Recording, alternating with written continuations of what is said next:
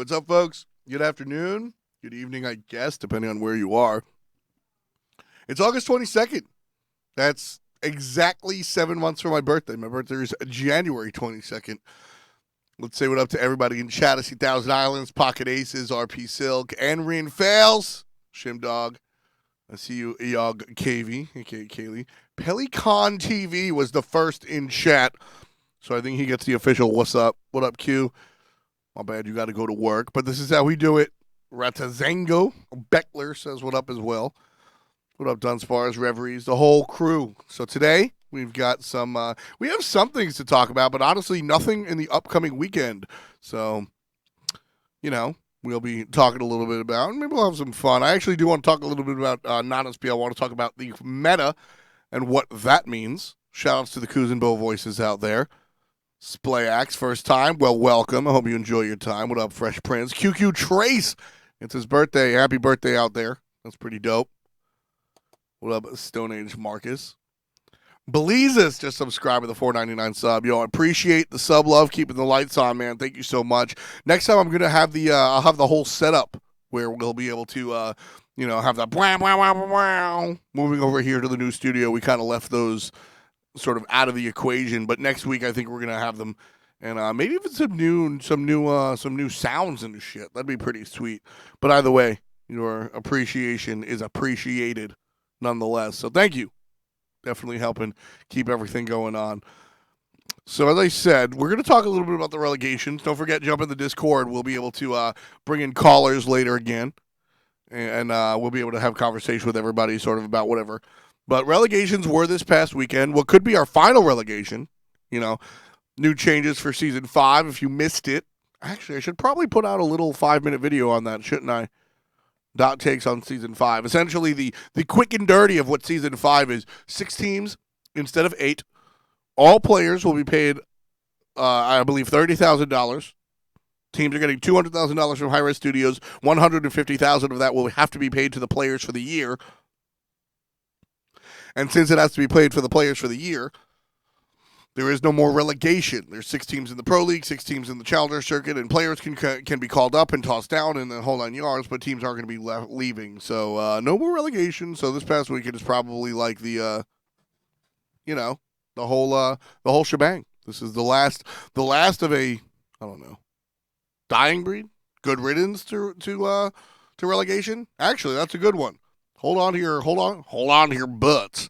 Think about that one for later. If relegation leaving is positive or negative.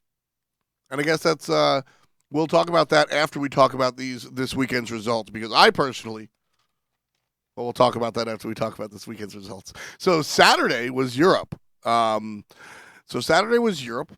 And nothing changed. I did an SPL relegation happened for that, actually. It was 18 total seconds. The games were quite the opposite. We had a 3-way tie, I think, twice, and we wound up bringing the same damn teams in. Burrito and the Papis made it back. It was, you watched the entire thing, Kaylee, me too. It was a chore. It was, when you think about ties and stuff, it can be interesting, and this is kind of like how I feel. This is why I'm not too sad about relegations leaving, is because ties are exciting and, who gets in the league, da-da-da-da-da. But it's low-end play. We're literally watching relegations because 2 teams are really bad. And so they have to fight for a spot to prove that they're good enough to stay in the league. Like, that's not inherently exciting. That's not inherently good smite. So you just have to watch these teams sort of, waffle back and forth and learn how to play Conquest on the fly. Not for me, team. But somebody did say something in chat. Ron Jobber said it in chat. Burrito looked like a legitimate team. And he's right. And I think Burrito will be the casualty of this relegation process. And I will expand on that a little bit later, because I too feel that way. Even though in general, will I fart on the mic for $20? Damn. Maybe. Give me the money first, and I'll decide after. No refunds. When it comes down to it, Burrito are a team. They looked better than they did during the regular season. If you go watch their games during the regular season, they don't necessarily look terrible. Even though they wind up with losses, those losses wind up being hard fought. Now, not against Team Dignitas, but against the higher end teams or against the middle place teams, like they actually do decently. They do all right. Zimp, I definitely did keep it, and we're having some more fun with it soon too. I'm getting it trimmed tomorrow, and I don't know. I love my long hair. I really do. It's so soft. I've like paid attention and like really took care of it. I used to have long hair, but enough about my follicle follies, and back to the relegation rumbles. The burrito team was a squad that looked like they were improving. Now, I'm not saying that they're as talented as Energy or they have the same legs as Rival, but those teams are reminiscent of where this Burrito squad is at. We got to watch over the course of the regular season this team sort of learn and grow together. They played together in the Challenger circuit, but you sort of reach a ceiling. Not everybody's good in the Challenger circuit. So you sort of reach a ceiling of, all right, we've learned all we can learn here. We need to move on to the next league. And you go from sort of the big fish in the little pond to a tiny little minnow in the ocean, and you get shit on, and you get shit on, and you get shit on, and you get shit on. But then, sometimes, hopefully, you learn. And that's what we saw, out of Burrito. We saw them learn. They got a split. They earned technically a win, right? And I think if they stayed in the Pro League for one or two more splits, how long did it take Rival? A full year? Cyclone was objectively bad. Deathwalker was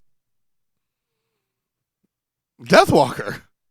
And now Deathwalker is Deathwalker. And what it comes down to is that it's you need to, and I use this phrase often, not even talking about burritos, so it's not a pun. You need more time in the oven. Teams take time to gel and da-da-da. We always go on and on about synergy, and that's part of the conversation. But it's also just learning how to play high-level Smite. I mean, Zimstar, Zimstar, if you guys are unfamiliar with Zimstar played and then later coached TSM, the team that won the world championship. And what is this? What is this poll? Oh, here we go. What it comes down to, very nice, Henry. What it comes down to is that you don't always need this idea. I lost my chat. You don't always need this idea of. I also lost my train of thought while losing my chat. You do need this idea of time. And Rival took a full year. Energy obviously took a shorter amount of time. But as I referenced, Zimstar and Team Solo Mid, like they didn't start off as a number one squad. They came and they were all very good. But then as you continue to play against good players and continue to play in a system of quality competition, you continue to improve. And I think Burrito, if they're able to have the time, that Burrito winds up being a squad similar to Rival and Energy. Now, I don't know where their ceiling is, and I actually mentioned this when I first saw them play. So, yet again, welcome to FPL, sponsored by I Told You So. I'm such a dick. But oh well, that's what you signed up for. So, in a world where, because I'm not sure in Europe if Burrito can make top 6. But in a world where Burrito continues to be in the SPL no matter what, I think Burrito winds up being a team that can actually, play. I think, a Burrito becomes a team that can actually do something. And Fail says, I think it's more Deathwalker started taking the game more seriously and spending time on Smite outside of just playing, such as build and theory crafting, etc. But that's part of the conversation. Getting better at Smite getting better at team gameplay is not just getting better at pushing your buttons, it's also getting better mentally. And, Cyclone was a team that teamed up and played, and they did well and they did poorly on sometimes, right? But then they level up their mechanics and they're hitting stuff, and all of a sudden Wolfie starts getting talked about. People start mentioning how good Wolfie's Ra is, and then Deathwalker gets better. Maybe not by way of gameplay, but by way of mindset. That's leveling up. That's improving as well. You're sitting there and you're going, well, hey, my team, Wolfie's hitting all these raw stuff. So maybe I should improve as well. Well, I know how to play the game. How else can I improve? Maybe I can improve my matchup knowledge. Maybe I can improve my, approach to the game. Maybe I can improve my work ethic. Maybe I can improve my practice regimen. And that sort of thing is also part of the improvement. And I think people kind of forget about that, Fail says it's more Deathwalker taking the game more seriously, spending on time out of Smite instead of just playing. That's part of getting better at Smite. Accepting the fact that you have to do more work. Accepting the fact that there are multiple applications, there are multiple ways of entry, there are multiple things to think about. And so I really that's sort of the growth process that teams go through. Part of it is just getting better at playing together as a team. That's that synergy that we always talk about. That jungle mid synergy. Does your mid laner launch the Kukulkan ultimate while Thor is in the air landing on the target because he trusts that Thor's going to hit it? That comes from leveling up. We saw Team Money miss raw ults off of Incon taunts. And, Team Money's excuse was that Incon taunts him out of the raw ult, first of all, in that clip that's going around. No, he didn't, Team Money. I'm sorry. You're my guy. I like your stream. I like you, but don't make excuses. Don't be a Jim. But with that said, let's pretend that Incon had taunted a character out of the raw ult. That is not Incon's fault or Team Money's fault. That is a problem of lack of practice. If you play together with the same player and you learn their tendencies and you know that Incon's going to move to the right or the left when he taunts a character, you'll change your positioning respectively. And so that becomes more of a player tendency. I know this guy because I play with him day in and day out. When you look at Chapo play, Chapo also choked on that squad. And I only bring it up because Chapo plays a lot better than that normally. I haven't seen Chapo have the same level of success that he had with aggro in the mid lane since aggro left. Is that because aggro is the God's gift to the middle lane? No, probably not. But it has something to do with the fact that Chapo and aggro are extremely comfortable together. Like that is so important. And that's part of leveling up.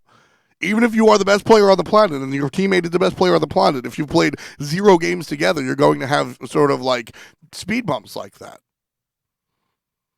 Absolutely. And so, when you look at a team like Burrito coming through and you watch them in relegations, they started to look like a team, yeah. And I think they can continue to look like a team if that winds up being the case. But unfortunately, I mean, you make the joke. Fails make the joke. No wonder him and Lobster sucks. Well, this is the longest you've been on a team in a long time, buddy. This is the longest you've been on a team in a long time, buddy. So who knows? And yes, God bless that emote into the Donald Trump aggro emote. Oh, man.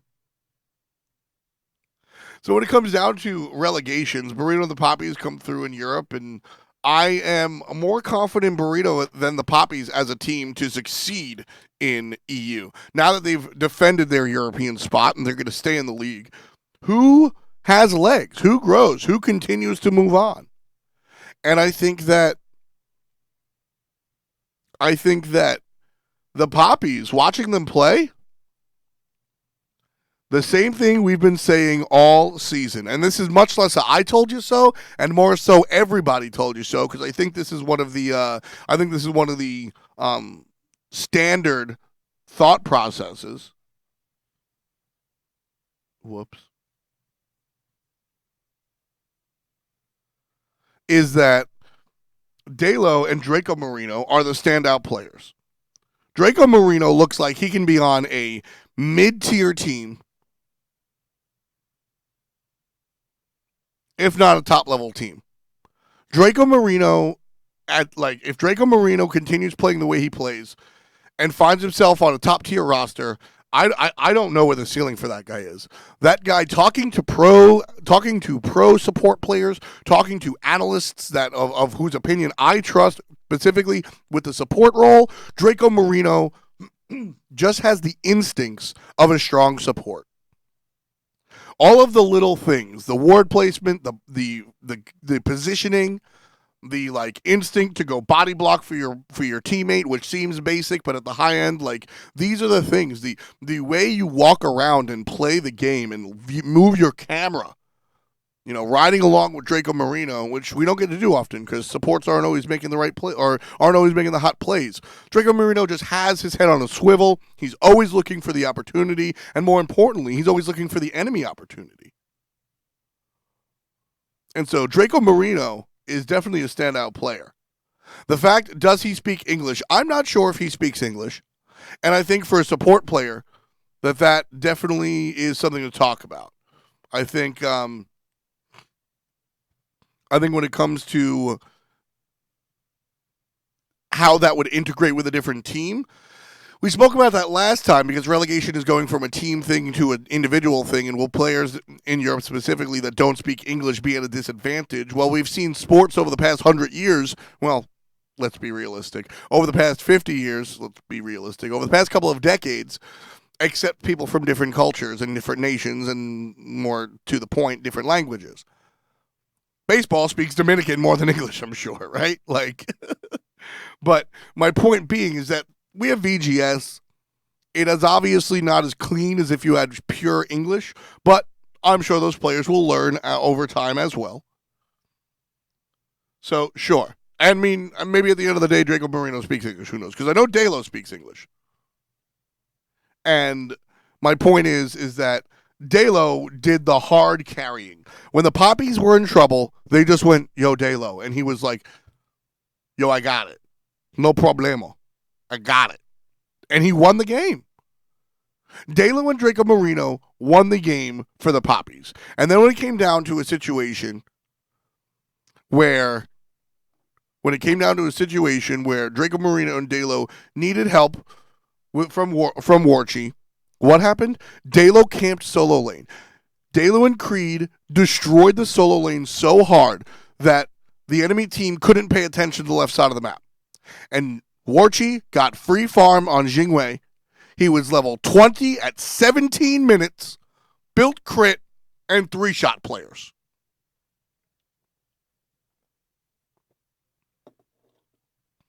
Most Europeans speak English well enough, generally down to stigma and self-confidence. Exactly. I have heard that the Papis specifically don't speak much English, but I was watching Dalo stream the other day, which another positive about this guy.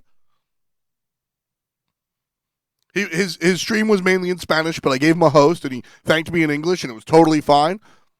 And I think if you're Draco Marino or Dalo, and worst comes to worst, the Papis don't make it to Season 5, I think these two players will just buckle down, speak English, and play for a mid-tier team. I absolutely believe that. I absolutely believe that these are players capable because and I say that so hard because the Papis have been memed so strongly, but and it's hard to remember that they are individual players. It's hard to remember that because when we look at all these other European teams, they're players that have been in and out of the player pool. They have played with different players, even the dudes that haven't. When you look at Trix Tank and Zimstar's old team, they played together up until this year. That was 5 years, right? Launch tournament was 2014, and they were playing a year or two before that. It's 2017 now, right? That's 3, 4, 5 years when you think about that, going all the way back to like PAX Prime, when Zip was going to China with Lazes. That was still the same team solo mid paradigm, whatever you want to call them. And then finally this year they decided to split up. So we're used to seeing these guys mix and match and play different squads, whereas the Papis have always just sort of been together. Shout out to Mr. Nazer to split to mess that one up. And so, like, with that idea, I think Dalo and Draco Marino, like, I'm almost rooting, and I know this is going to be taken out of context, so please listen to my entire spiel here. I'm almost rooting for the Papis to not make Season 5 because I think Dalo and Draco Marino are stronger than the rest of their squad. And I think Delo and Draco Marino could be great players in the SPL, but I don't think they can do it on the Poppies. I think they need to leave this team in order to find their true ceiling. And I don't think that, you know, the Delo and Draco Marino seem like good dudes, and there's probably a big amount of loyalty in them. And so turning your back on your team, and, you know, it's almost a national team of Spain, right? A whole big deal is that they're all Spanish. I'm unsure about Mr. Nazer, but I'm pretty sure he's Spanish. You know, like, turning around on that is pretty tough. Terry. But when it comes down to it, if you look at the top 6, who are they going to replace? Yeah, I mean, Polar Bear Mike's onto something. Fails.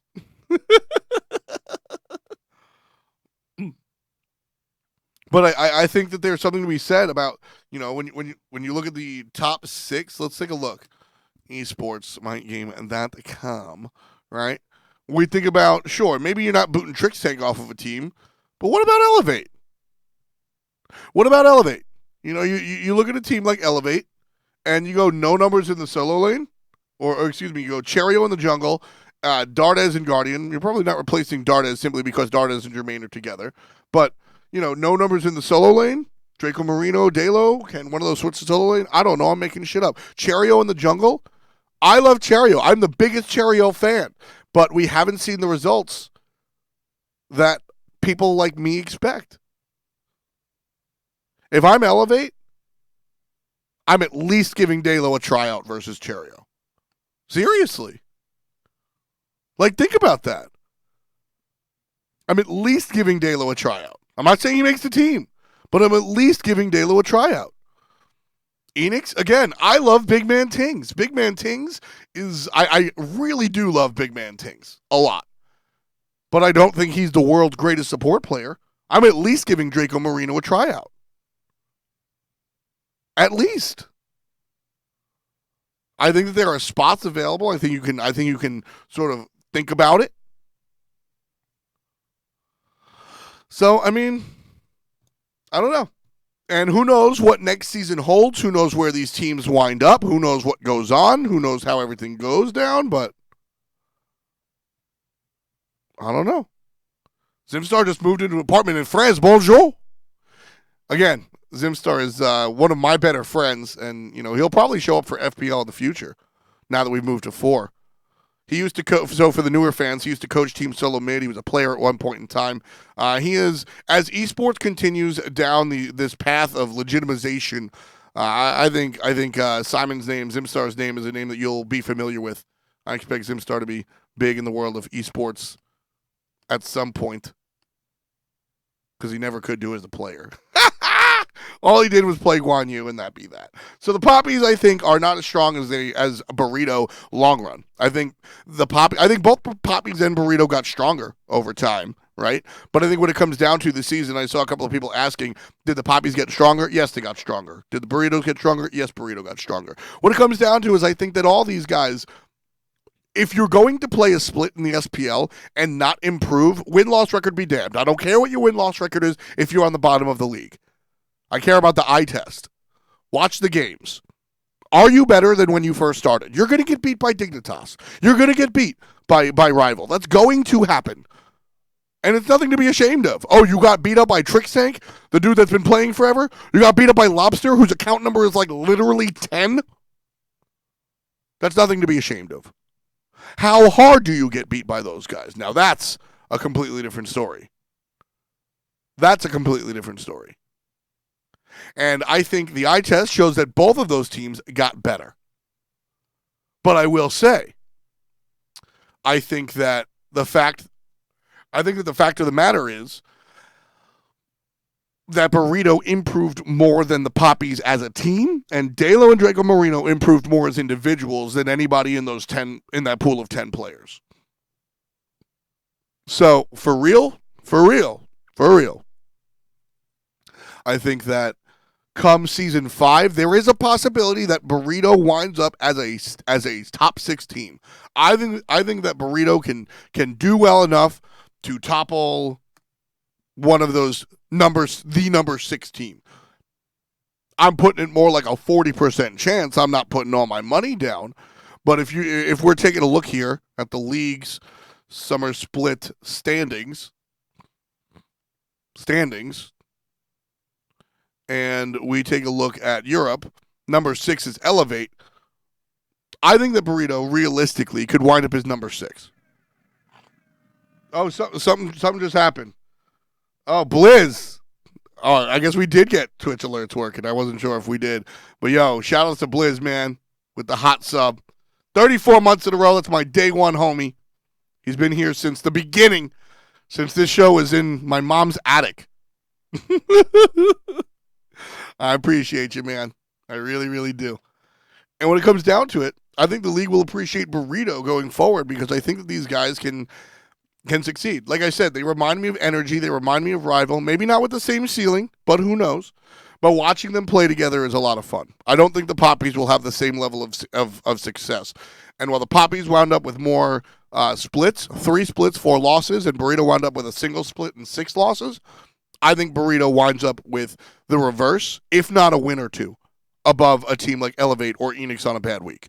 Dig, Obey, Energy, Rival, you're not fucking beating them. They are in a league of their own, like, almost literally. I think Europe has, with our fall split, with 8 teams, we still have 8 teams, I think Europe exists in 2 separate leagues, and I think of it as such.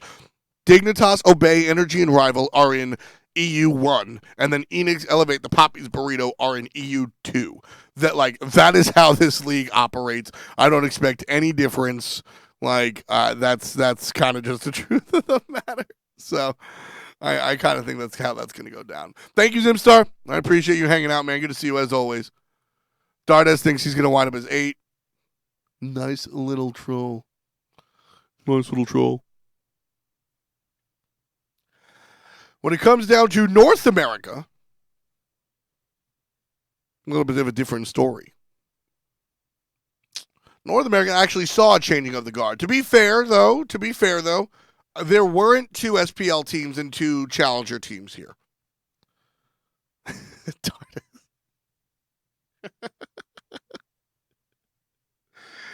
Okay, you know what? Before we move on to NA, do we think that EU2 is better than NA1? Space Station Gaming, Trifecta, Luminosity are NA1, the top 3. And then United, Noble, Allegiance, AI, and Flashpoint are your EU2, are your NA2. Is EU2 better than Space Station Gaming, Trifecta, and Luminosity? No, I don't think so. And plus, I think Trifecta got better. But nice try, Hindu man. Nice try, Hindu man. Oh, wait, NA1 greater than EU2. I read that wrong. Actually, very nice try, Hindu man. You are correct. So, taking a look towards North America, as far as the relegations were concerned, there wasn't 2 Challenger Cup teams and 2 pro teams. No, there wasn't. I'm sorry. There were 1 Pro League team, Flashpoint, which is a Pro League team by technicality. They are in the Pro League. There were SPL Gatekeepers and a Mighty Storm, who came from the Challenger circuit. And then AI, which, this is not representative of the team that earned their spot, so to speak, right? The Team AI was Zapman. Shit, I can't even recall this team. Zapman, Aurora, The Best, DJ Pernicus, and Divios. That's a competitive team. The team that played in relegation, Xenotronics, Incon, T-Money, El Chapo, and Walrus.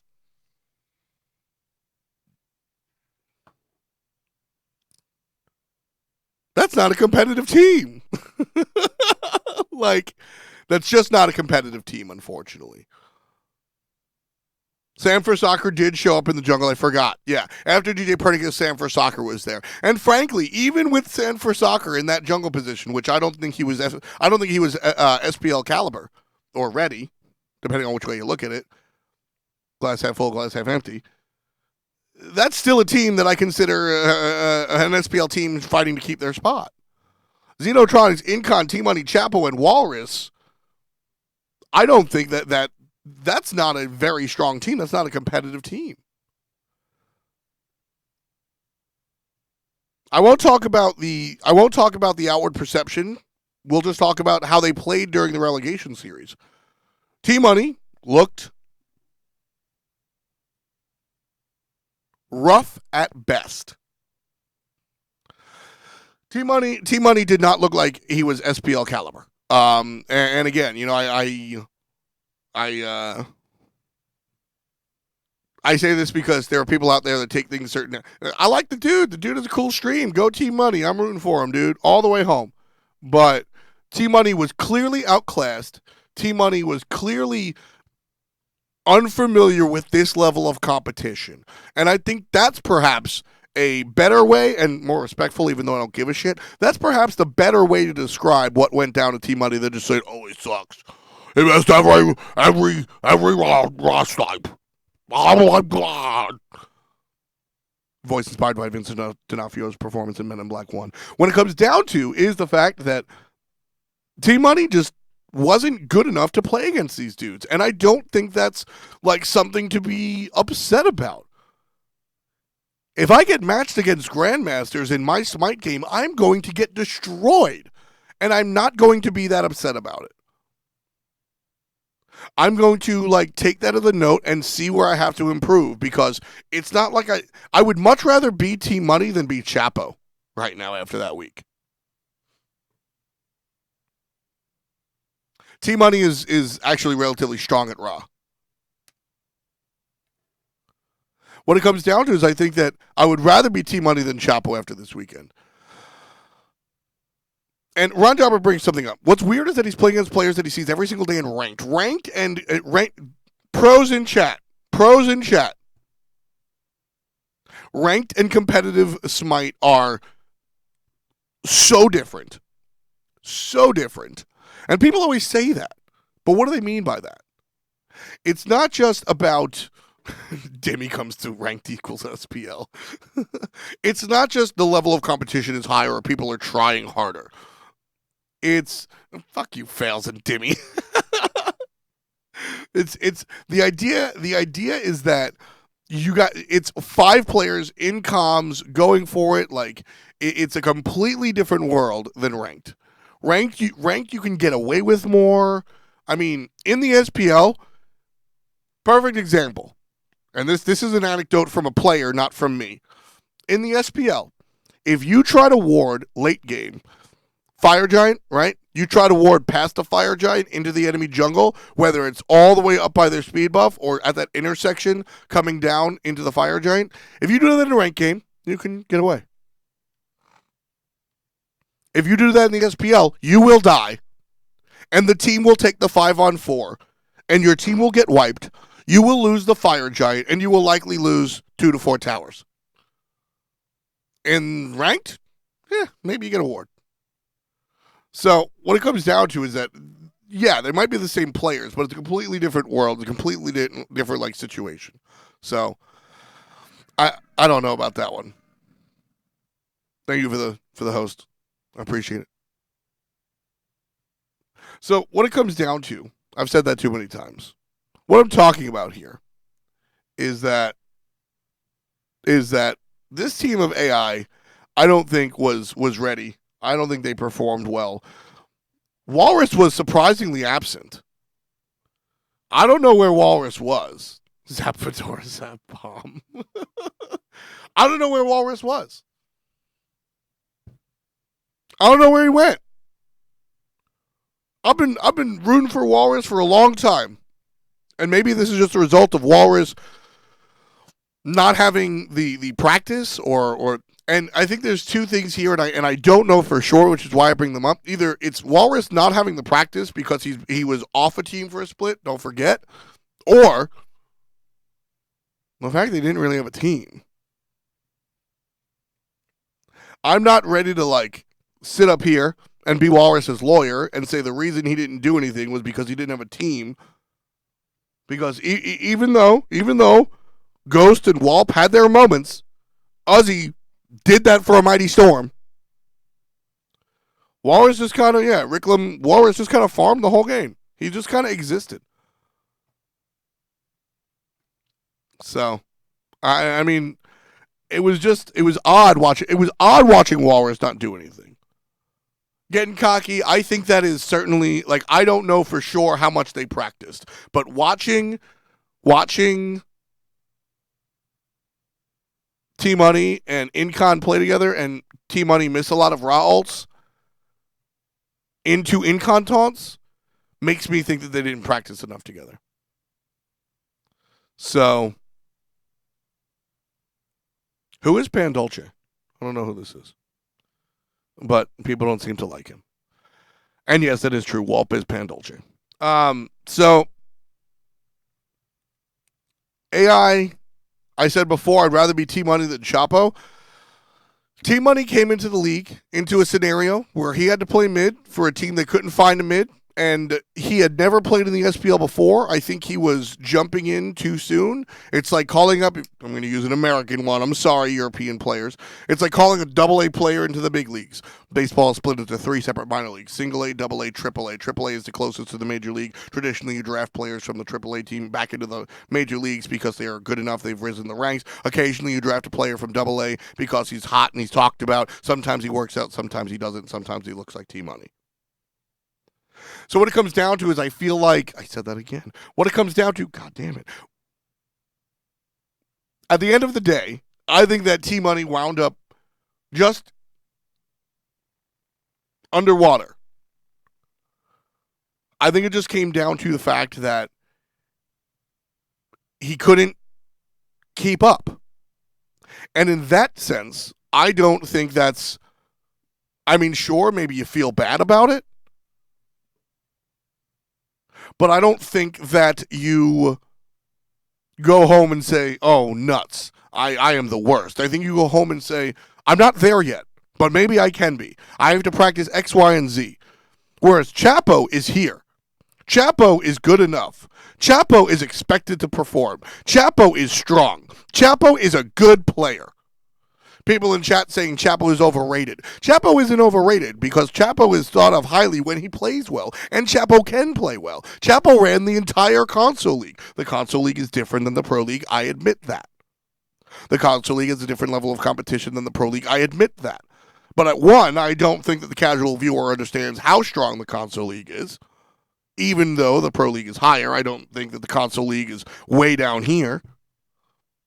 And with that in mind, Chapo has performed well in a PC scenario. We've seen him play well in a PC scenario. We've seen Chapo do well against good players. And Chapo just shit the bed. Chapo is a very inconsistent player, but we didn't see the upside of the consistency. We did in the Ao Kwang game until he literally threw it himself. And I sound like I'm being harsh. I'm actually just mad and upset. I like Chapo. I'm putting my personal feelings aside. Me and him are friends. But I like Chapo as a fan. I've always been a fan of Chapo. Watching him in the console league, that's important. I enjoy watching players like Chapo. I think they're important to the league. I rooted him on. I wanted to see him succeed. And he put in the work. He absolutely did. And he made his way to the Pro League. And he put in the work. He absolutely did. And then when the time comes, T-Money, Incon, Zeno, Chapo, Walrus, this is a team that Walrus and Chapo have to hard carry. This is a team that Chapo has to go 10-0, and Wally has to do something similar. And they have to hard carry. Instead, Chapo feeds 3 out of 4 games, and Walrus phones it in. That's upsetting to me. That is not the way that those players should have performed. And those players should be upset. Those players should be upset. T-Money should not be upset. Licking food off his fingers, yelling at his Twitch chat. Get the hell out of here. T-Money should just go back to the drawing board, learn, Chapo and Walrus have to look at themselves in the mirror. I don't think Zeno and Incon can play Winning Smite in that setting. I don't. Incon played the best he's played in a long time because he's back in his support role. I agree that. The SPL is not a support-driven league. For better or for worse, the game is just not designed around support players winning games like that. And Xenotronics, again, putting on my Stephen A hat. Xenotronics, a dear friend of mine. He and I have had many a talk at LAN. I like the guy. He's not a superstar. He's not going to carry you to victory. He just is not going to. And that's okay. You don't have to be a superstar. You don't need everyone to slam dunk every play. Sometimes you just need a guy to catch the ball and lay it in. And that's Xenotronics. And that's totally fine. When you draft this team, when you create this squad, you look at Chapo and Walrus and you say, okay, guys.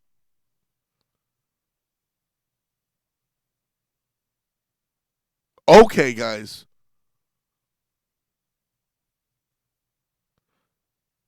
Y'all go ahead and you do the hard carry. Xeno comes through late game and just kills towers, gets the odd guy out of position, stops shooting when they turn on thorns, and like plays his position. I have called Xenotronics is a role player. And that is not and that is not an insult. I've had players and fans get insulted when I call them and their favorite player a role player. That's not a problem. That's not an issue. That's not a bad thing. You need role players on a team. And Xenotronics is just that. He's not going to carry you to victory, and that's okay. When you have Chapo and Walrus against these players, that's okay in theory, but apparently not in practice because Chapo and Walrus phoned a friend. If you told me that Walrus was outside waiting for limited edition Adidas at Foot Locker and his little brother played those games, I'd believe you. Walrus just didn't do a damn thing. So if you're a fan of AI, if you're a fan of Chapo or Walrus, or these other guys, if you're a fan of Incontinentia, you don't blame him. You blame Wally and Chapo. And you don't blame Team Money. He was tossed in the deep end before he knew how to swim. Chapo and Walrus, they should be lifeguards. It was not a good performance from them. Hey, just play safe, I'll BRB. That is. Went out to go listen to the new Dave East.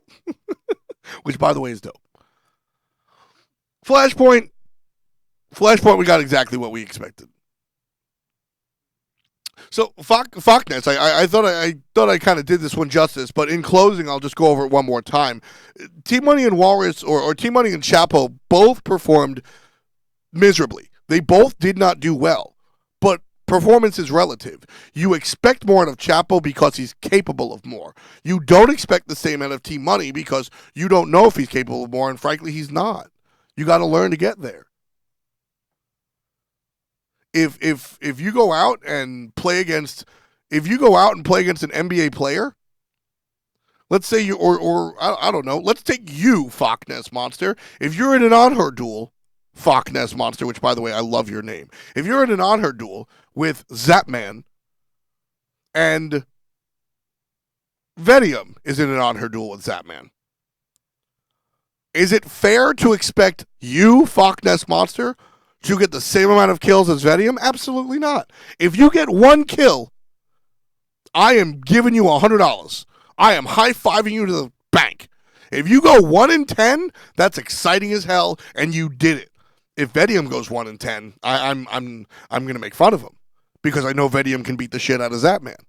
You probably can't, and that's not a slight at you. It's about relative expectation. And so what it comes down to, damn it, I said it again, is Team Money is just not in the same level of expectation as Chapo. Flashpoint did exactly what I expected them to do. Xenon Hawk, Anxiety, Man Ray, Shadow Q, Sops. This is like,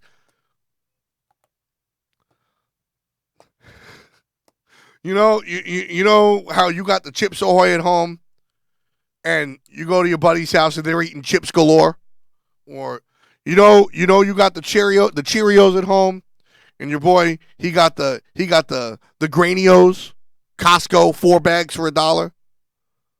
You know how you got like the official ramen brand, and the homie has noodles with water. That's Flashpoint compared to Payne Devion's team. Payne Devion grabs 4 players every time he's bored and makes a team that slam dunks it. He's out there playing with Frosted Flakes. Shadow Q grabs 4 other players, and he winds up with Tiger Flakes. This Flashpoint roster just didn't do it. I don't think anybody's surprised about it. Hooray. This is kind of what we expected. Shadow Q is out there, just unfortunately not doing it. I actually don't like sweets, Kiki. I know you're trying to make a fat joke, but I don't like sweets, so you fail. Xenon Hawk, who? Megxiety. I actually know Megxiety from the Joust days. Played more Joust than AJ. Sops, sure. Now, I actually got to give Man Ray a little bit of credit here. If you guys have watched this show and heard me speak about Man Ray in the past, I have never been a Man Ray fan. But if you know me, you know that I'm nothing if not fair. And watching Man Ray during relegation, I was relatively unimpressed. There was a Thoth game that I was still giving him shit for. He performed well in the late game, not in the early to mid game. To be fair, he's playing Thoth, but it was more than just actually playing Thoth. It was positioning and all this bullshit. I roasted him chat a couple of times, and homie FA, who I respect his opinion, he was like, I don't know what you're talking about. Shout out to Porn on Soma. Shout out to the Strokes. But shout out to you. Thank you for keeping the lights on. Homie FA was like, I don't know. He's playing well. I was like, I don't know.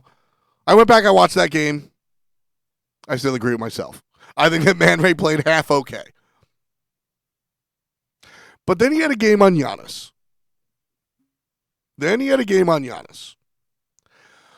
Where his Giannis performance was flipping fantastic.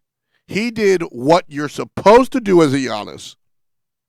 He showed me exactly what kind of player he can be. He was giving portals to his teammates that overextended. He was faking players out with said portals. He was using portals to find the flank in the instant unstable vortex. He was saving his ultimate 8 times out of 10 for utility instead of burst damage. They wound up losing that game, to be honest with you.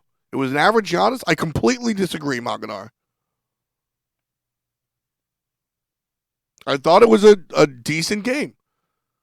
I thought it was, above average. I don't think he's, I didn't watch that Giannis game and go, oh my God, he's going to do it. Dr. Winham's doing it, though. $4.99. Appreciate that, man. Keeping the lights on. I'm not saying that he's going to go replace Heroin anytime soon. I think he's far from that. But what I'm saying is, for a dude that I've called trash his entire career, he showed me why people like him. He showed me why, that's a thing. And I want to see more of that. I have fun with people. I have fun kind of jocking people. It's amusing. I'm a media personality, right? It's my job. I listen to Drake and still make jokes about him being soft. I think he's one of the better pop artists of the decade. When it comes down to, I never root for anybody to be bad. I'm not sitting here going, man, I hope Man Ray sucks today. It's just, I'll comment on whatever I comment on. In fact, it's the opposite. I'm as a media personality, but I also work for the goddamn league. I want everybody to be good so that we have a highly competitive league, both Europe, North America, and then some into the international scenes. So I don't root for people to be bad, they just are. So when I see that game come out from Man Ray and see him play well, I want to see more of that. And that excites me. So the reason I bring it up is because I've been very harsh on Man Ray in the past. And I think that he performed very well. And I want to tip my hat to a player that normally gets bad press from this room. So 10 points. 10 points to Man Ray. I hope he continues to do his thing. And looking at how he played on Giannis, maybe that's the deal. Maybe he's not a hard carry mid laner. And maybe he's one of these utility guys.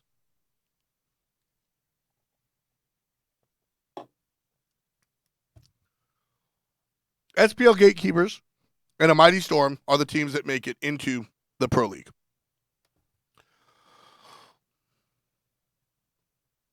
So 10 points is like my thing. 10 points actually goes a long way back, and I guess to the people that don't follow all the time, it's kind of out of context. 10 points is the most points you can get. It doesn't really. There is no game. There is no tally. It started. When did it start? I don't really know. It just started. It's a thing me and my friends have done forever since I was 14, 15, 16. We'd all just be hanging out and somebody would say something funny, right? And I'd just be like, 10 points. And we'd drink, right? Like that, not drink, but just hang, 10 points, man. High five. Oh, that was a good one. 10 points. It's the most points you can get. It's just that simple. It's not a big deal. Don't look too deep into it. Just 10 points. So 10 points to my Man Ray. He crushed it. SPL Gatekeepers and a Mighty Storm. These are the two teams that actually made it to the Pro League. We'll start off with the SPL Gatekeepers. Mando Warrior in the solo lane, Grave in the jungle, Mozzie Moswall Maz in the middle lane. I don't know if that's his real name, but it is to me. Pain de Viol, a.k.a. Meatloaf, in the support role, and Data Reember, a.k.a. Remember, in the hunter role.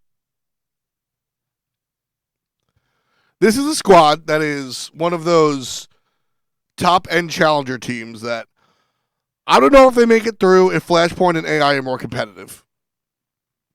But they're not, so welcome to the fucking Pro League. Pain de Beyond grabs his ragtag group of rascals one more time and makes it to the Pro League despite everybody thinking the other direction. Data Remember has a highlight reel play 2v1. Dope stuff. Grave plays relatively well. Moswall makes some hot stuff. All right. Kate, you still don't get it.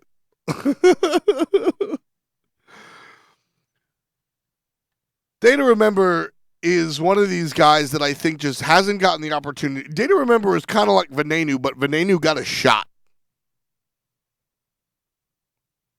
Venenu got a shot with ALG to play that hunter role, and he didn't do too well, and then he moved over to mid, and he played better, but whatever. Data Remember, I think, is my 2 cents. I think Data Remember is a more talented player than Venenu, although it's not a competition between them two necessarily. My point being is that Venenu got a chance. He played with ALG, so he got a chance to show off his talent to the world. Data Remember has never really gotten that opportunity. Data Remember played AVGL and crushed the league. Destroyed. Now, obviously, that league is less competitive than a Pro League.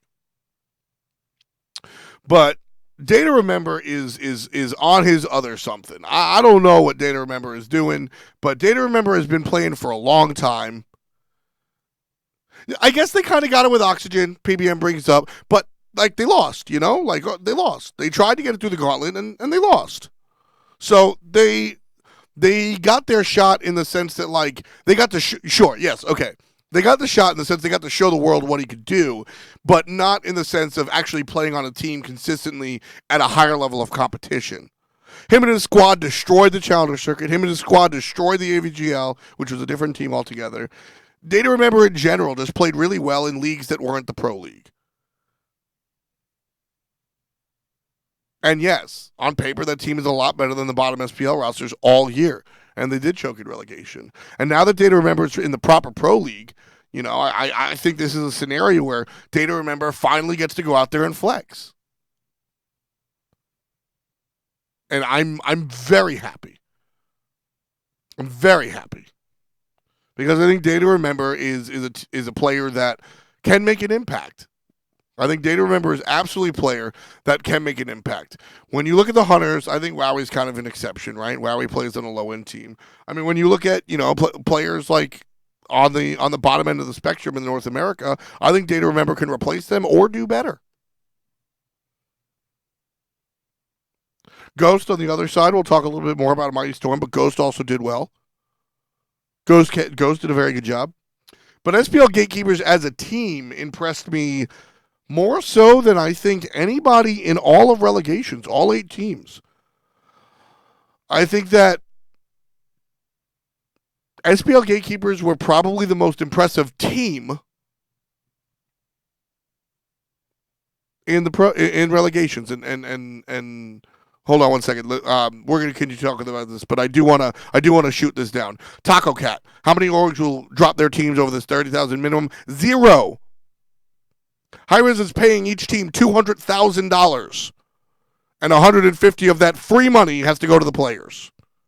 And then they have $50,000 other dollars that they should reinvest and pay a coach or do other shit with, but they can do whatever they want with it. Hi-Rez is not walking up to organizations going, you have to pay everybody $30,000. Hi-Rez is saying, here's my wallet, son. There's $100 in it. Go buy $80 worth of groceries.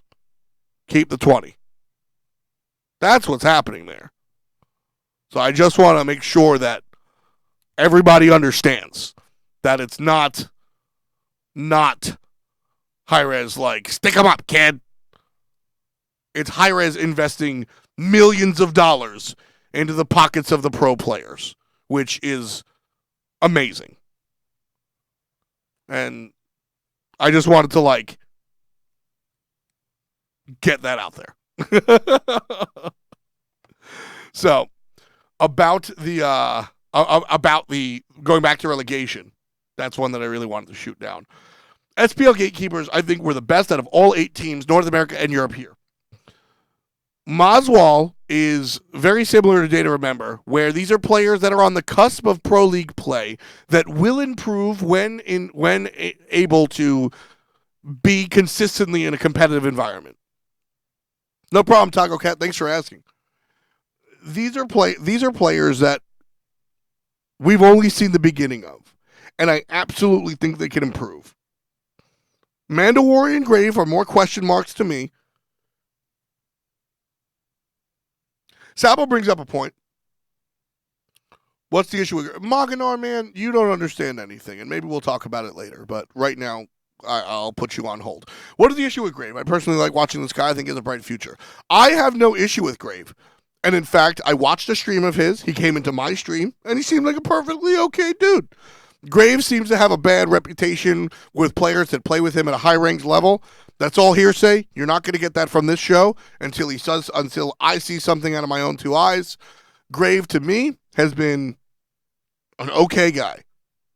And maybe it's as he realizes he's in the spotlight, he decides to turn over a new leaf. Maybe he never was that bad and his bad reputation was overblown. I don't know. All I know is the dude that I have interacted with is totally fine. So you won't get any negative stuff about Grave from this show until I see otherwise. Manda Warrior, I think, was a big question mark to a lot of people. And same thing, Manda Warrior came into my stream, was pretty nice about things. We talked about the SPL. He was pretty honest about some stuff. It was fun watching them play, and I think it's very interesting watching these guys sort of succeed. And so I don't have any negative opinions about anybody on this team. And I tweeted this out as well. I tweeted this as well. Sheikha, whose opinion I respect. Sheikha's a top tier player or a high end player. Sorry, Sheikha. Graves' old name was different. Once he changed it, he stopped being toxic. So Divios did that too. Everybody has a past. I'm not saying forgive him. I don't know how bad it was, but my interaction is not with a bad dude. So 10 points to Grave. I tweeted this out. I like the SPL when Payne Devion is involved. I just do. Now, normally I come here and I show you, stats or I talk about specific games. I don't got that.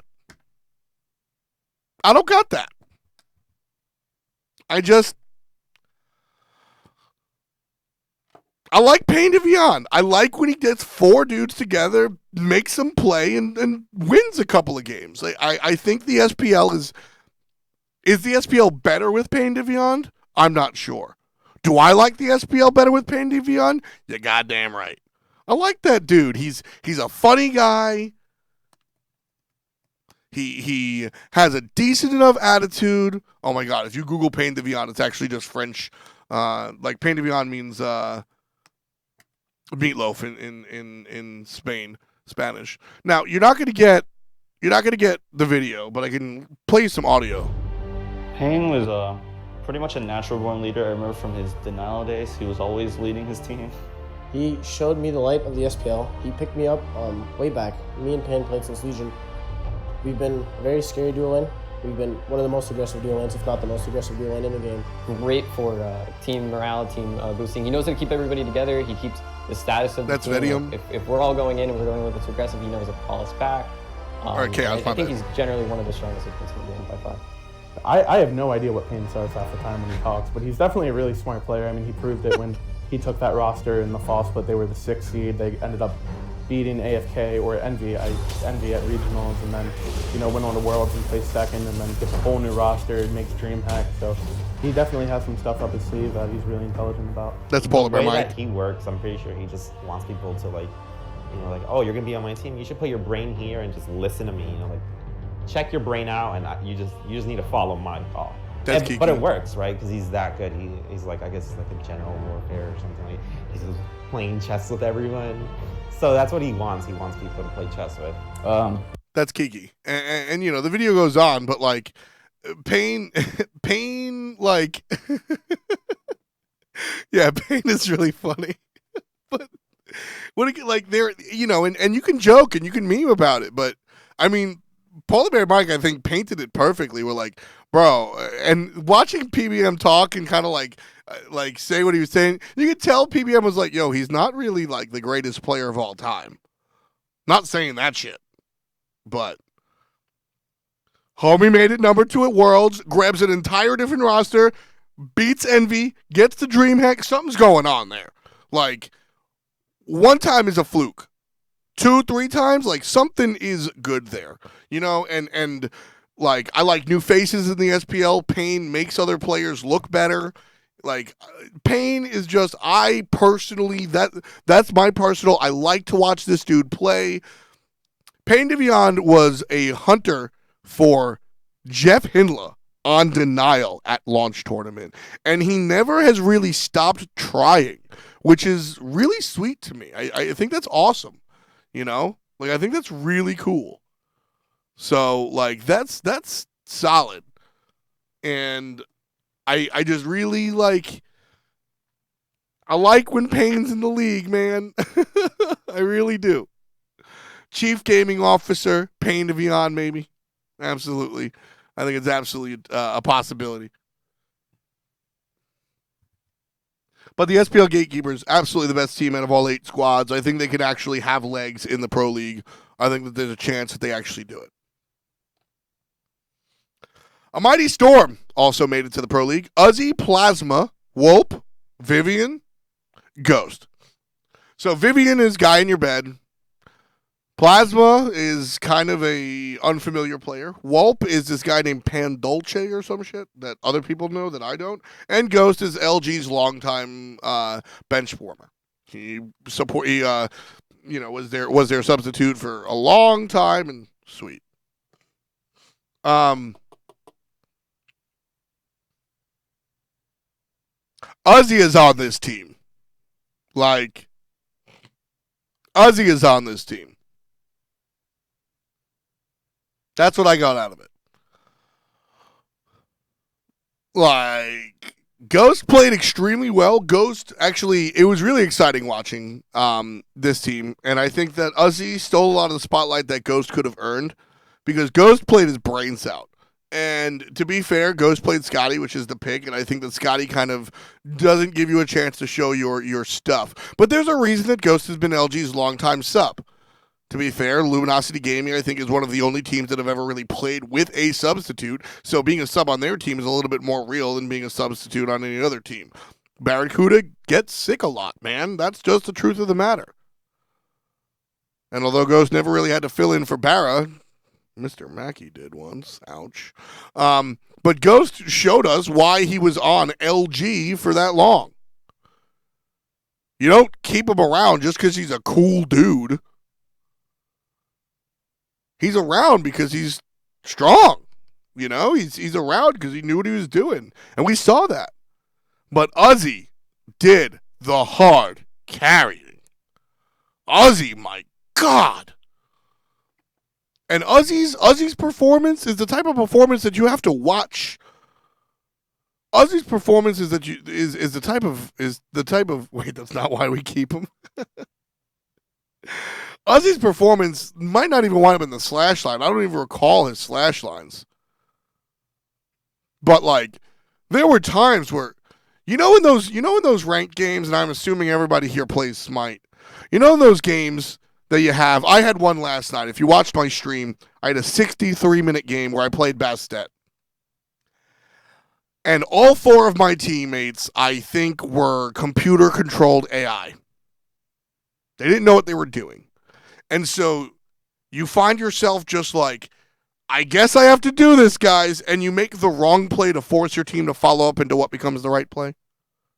Now, I don't think a Mighty Storm were bad, but I saw numerous times where Uzi, like, goes in, zones out the entire squad, and I can just hear him like, hey, guys, can you please attack the fire giant? Like, I think this is a good chance.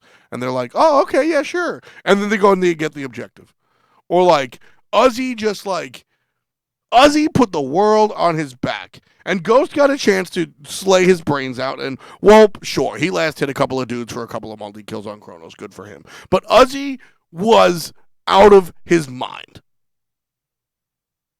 Uzi, and when I do commentary, I try really hard to show the setup, man. Because everybody's going to celebrate. Everybody's going to celebrate the guy with the pentakill. Everybody's going to celebrate the guy that winds up 9-1-0. But what about the support player that dove in and got the 5-man knock up on Cucullin, allowing his team to catch up past the Gold Fury and engage?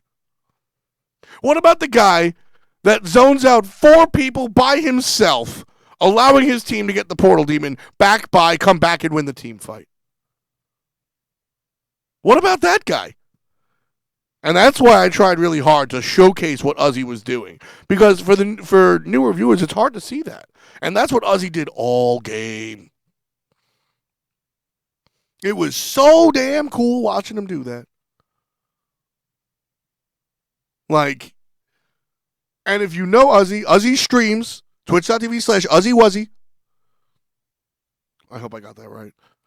He is absolutely one of the more fun personalities out there. He is self-aware. It is UziWuzzy. And I think that is what makes him successful. I think Uzi's ability to look back and go, I think we made the wrong play there, guys. Maybe we should have not jumped into 5 people. I think that's what makes him consistently a better player. Coming out of the Challenger circuit, we're 3 players: Sinoshore, Chapo, and Uzi. Sinoshore finds himself on a top tier team and kind of just does what he needs to. Sometimes he fails, but he's covered up by superstars, so it doesn't matter. Chapo underperformed, and Uzi. All of the spotlight was on Chapo. He's got the big stream. He's the big personality. Uzi's kind of this quiet dude from Colorado that, just kind of like, hey guys, I'm Uzi. What's up, man? How's it going? I play solo lane. He's like a mild-mannered dude, played the way you want your solo laner to play. I forget who it was. They said it in chat. They called him Mr. Consistency. Yeah, sure. Like, just, okay, man. Yeah, he tilts. Everybody tilts. But he's able to recover, I think that's a big part of what makes him a strong player. But you know what you're getting out of him. He's just always going to play solo lane. And when he carries, it doesn't even seem like he's carrying. And I think that's what's going to be successful for him. I don't know if this team will be successful. But I'm very excited. I'm very excited. Fails. It was Maganar who said, Uzi's just Mr. Consistency. And that's kind of what you want out of your solo lane, to be honest with you. I'm not sure how well this team will do. Uzi, Plasma, Wulp, Vivian, Ghost. Ghost is a good player. Uzi's a great player. I think Vivian has moments.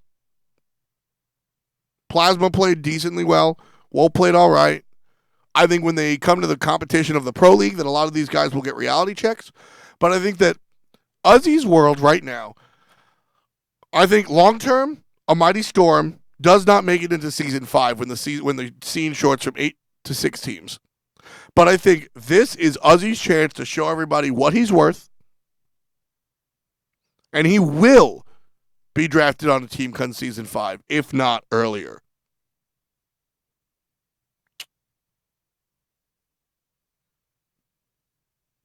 LG still doesn't have a solo laner.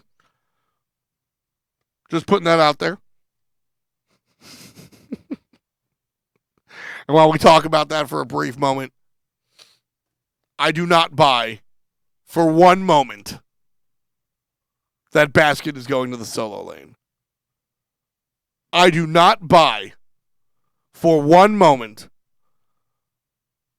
that Basket is going to solo and mid is the best. I don't buy that for any stretch of the imagination whatsoever. Guy in your bed is on a Mighty Storm. He's now known as Vivian. Thursday is not the first day of the SPL.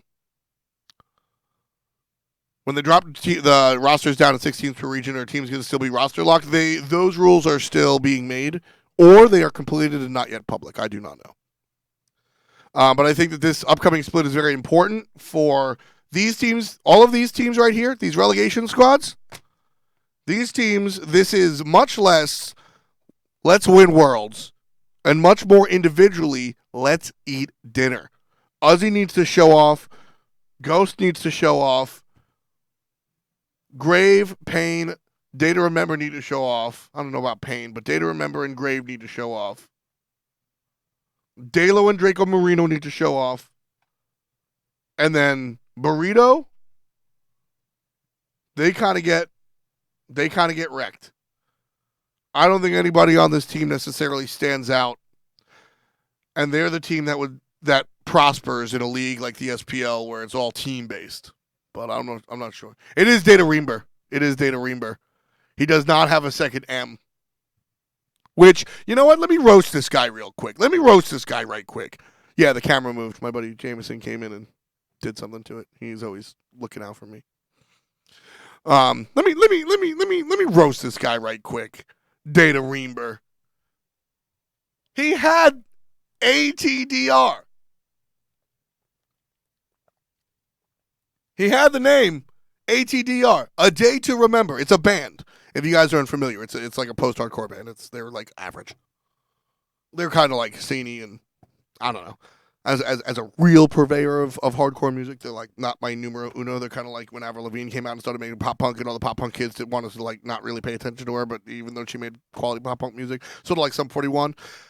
Anyway, Day to Remember, decent band. ATDR, A Day, ADTR, A Day to Remember. Like, he had the name. Four-letter names are a lot cooler than a full spread-out title. Period. End of story. If you knew it was a band reference, cool. If you didn't, it's just like, ooh, who's ATDR? Like, oh, wow, that's so cool. You know, like, that's a much better name than A Day to Remember, except, by the way, I can't fit the extra M, so A Day to Reember. Come on, man. Come on, man. I wish I had a 3-letter name as well. I like to go by FDT online. I'm 1 letter off as well. Okay, Night Shadow. NCIS probably doesn't count. if you're gonna name yourself NCIS.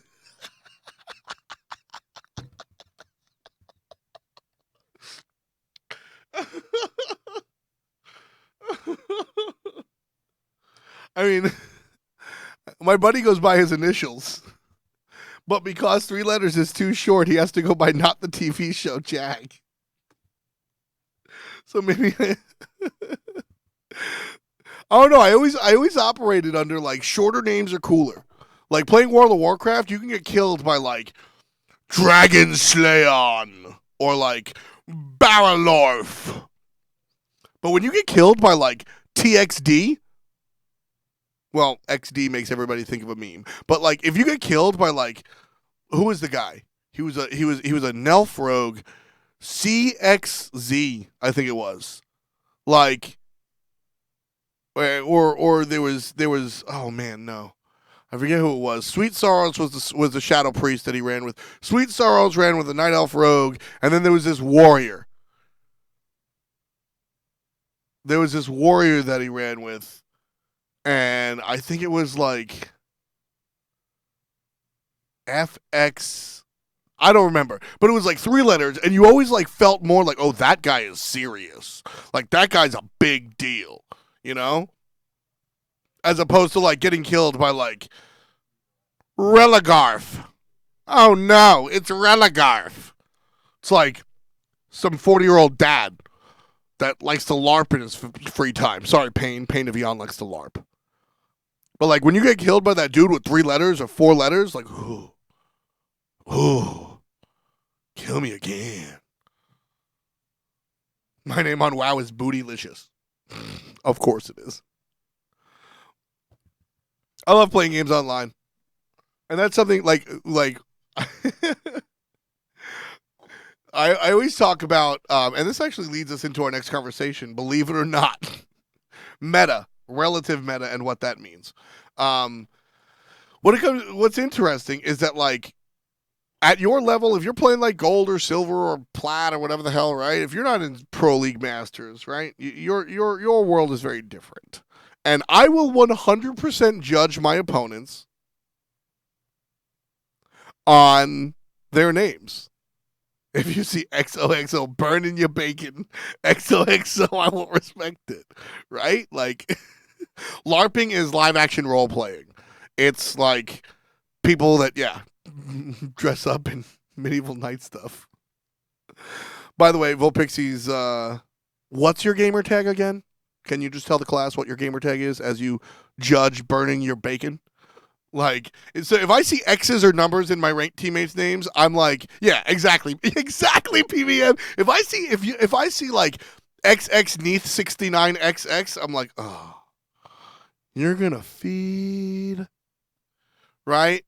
Like, if I see you as like Jason, I think you're good. Volpixie's gamer tag is Coos and Boob. Just putting that out there. And she's the one talking shit about XX burning your bacon.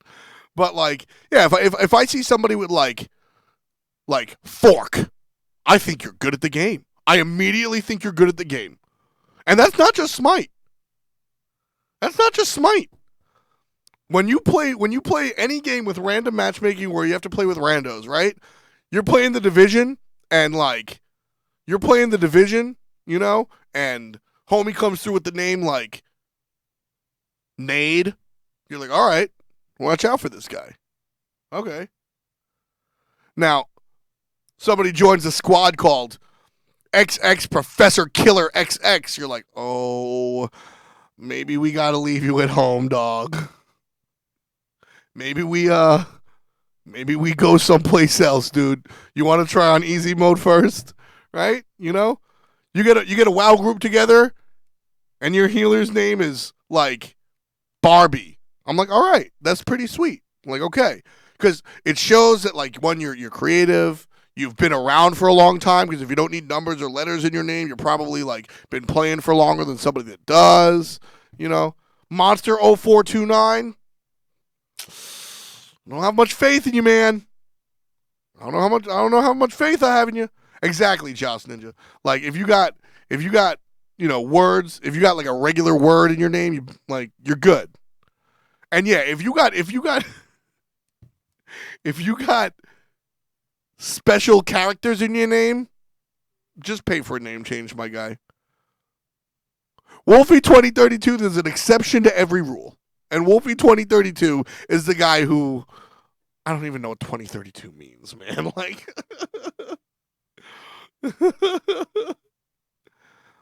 Yeah, XX stab in the back 92, XX, and he's got 10,000 wins on Loki. Miss me. I'm out. I don't want that. I don't want that.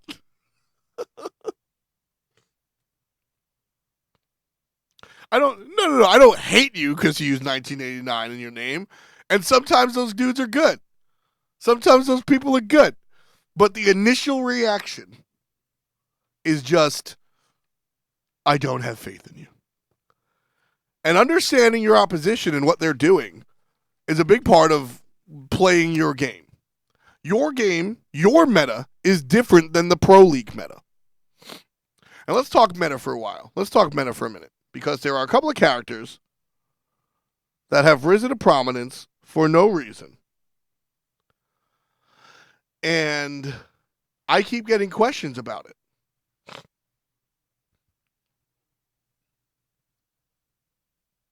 Hell and Scotty have risen to prominence. Thousand Island Dressing. I love my name. Fuck you guys. So, Hell and Scotty are two characters that have risen to prominence for virtually no reason. There haven't been a buff. There hasn't been a buff to them. There hasn't been a change to their itemization. In fact, Scotty saw other characters around her get buffed itemization-wise, and she was kind of the odd man out.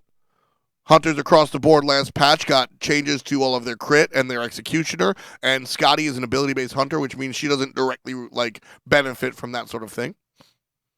Hell, anti-heal has been boosted up the wazoo. On February 1st, this was the last time that Hell got changed. Her base health was improved by 35. She was changed. Not buffed. She was changed. Where the one goes through targets, explodes at the end. The light stance, you have to aim at a god, and it heals both her and the target. 3, 2, and 4 largely stayed the same, if I'm not mistaken. Right? That was February 1st. It is the end of summer. And people sat there, Reddit sat there, and said, the character is gone! Hell was already terrible! Hi-Rez doesn't know what they're doing! They destroyed her! It is a buff. You're right. It is a buff. She was changed in the positive direction. But everybody sat here going, oh no, you took away her burst heal on her 3! Now it's a dot! Or hot. You destroyed a character that was already destroyed! She's never going to get played even less than she already never gets played! What are you thinking, Hi-Rez? Fire everybody!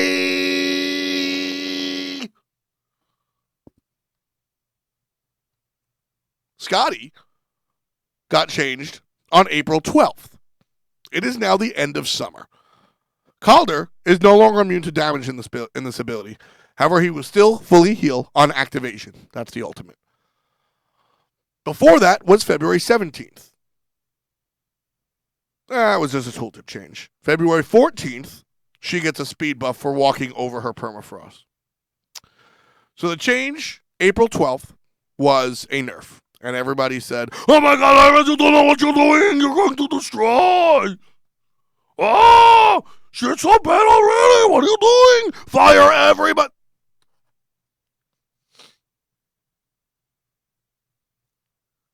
Top pick, top ban, Scotty. Nothing has changed. Ever. Hell, banned in almost every relegation game. Ever. These characters are fine. I sat there telling people that Hell was fine for a long time. Me want Hell! The thing with Hell is that she is, people think of her as like a healer. So they want to go play Hell solo, right? They want to go play Hell solo and build her as a tank, or they want to do what Aurora did in the invitational games and play her as a support. Okay, Hell is strong. What I mean is Hell is not bad. Hell is strong. Hell is really strong. Hell is really, really strong. I meant fine in the sense that she's not terrible like most people think. People still think Hell is bad, Emilzy. People still think Hell is bad, Emilzy. People come into my chat on a regular basis and they go, yo, F dot. Why is this Hell meme going on? People are coming and going, why is Hell, like, why do people joke about Hell being good now? And I have to say 20 times a night, it's not a joke. Hell is good. She has an AoE beads and a sprint on demand. How is that bad? Like, how is that bad? It's just like, I don't know. Bad. She's hard, sure. Spiff Sinister brings up stance switches have a higher skill cap. She's definitely hard. But she has an AoE team beads. Hell is really difficult. But here's the thing. Now, players like Emilzy and Aurora can go play her in support. And I think that's janky, but it works because they're very good. For the rest of the world, Hell plays as a mid laner. Don't think of her as a healer. Think of her as a mage with fantastic level 1. Level 1, you grab the third ability. You both deal damage to their wave and heal your wave. You kill their wave, you heal your wave again, and you do whatever the fuck you want. Now, you shoot your one through the wave as safe as possible, and you do whatever the fuck you want. You're just a mage. Now, God forbid you want to go aggressive, you hit him with the 1, the 3, you stand switch and hit him with the light stance 1, and they're dead, man. Like, she does so much damage. She does so much damage. So much damage. With the Stone of Guy getting changed, AoE beads from Hell means even more. Yeah. Yeah. Deathwalker does play a nasty solo, Hell solo, but sure, he can play anything solo. Now, I'm going to bring up 2 characters that the community loves to complain about that I think have a place in the world. I think that Raijin is playable. I really respect Aggro's position on mid lanes. And Aggro, I'm getting a phone call. Well, it's a suspected spam caller, so we won't answer. But so I'm not sitting here just regurgitating what Aggro says about character, but I do want to bring up one point that Aggro says about a character, is that virtually any mage that has clear early on can do work. Now, Raijin needs to be changed. I agree. I think that Raijin is not good enough, but I think that the point of him being a mockery to the game and he's terrible and everything is going on fire because he's miserable and this is an awful situation, well, I think that's a little bit overblown. He can clear at level 1. It's stupid. He's got an escape like Scylla.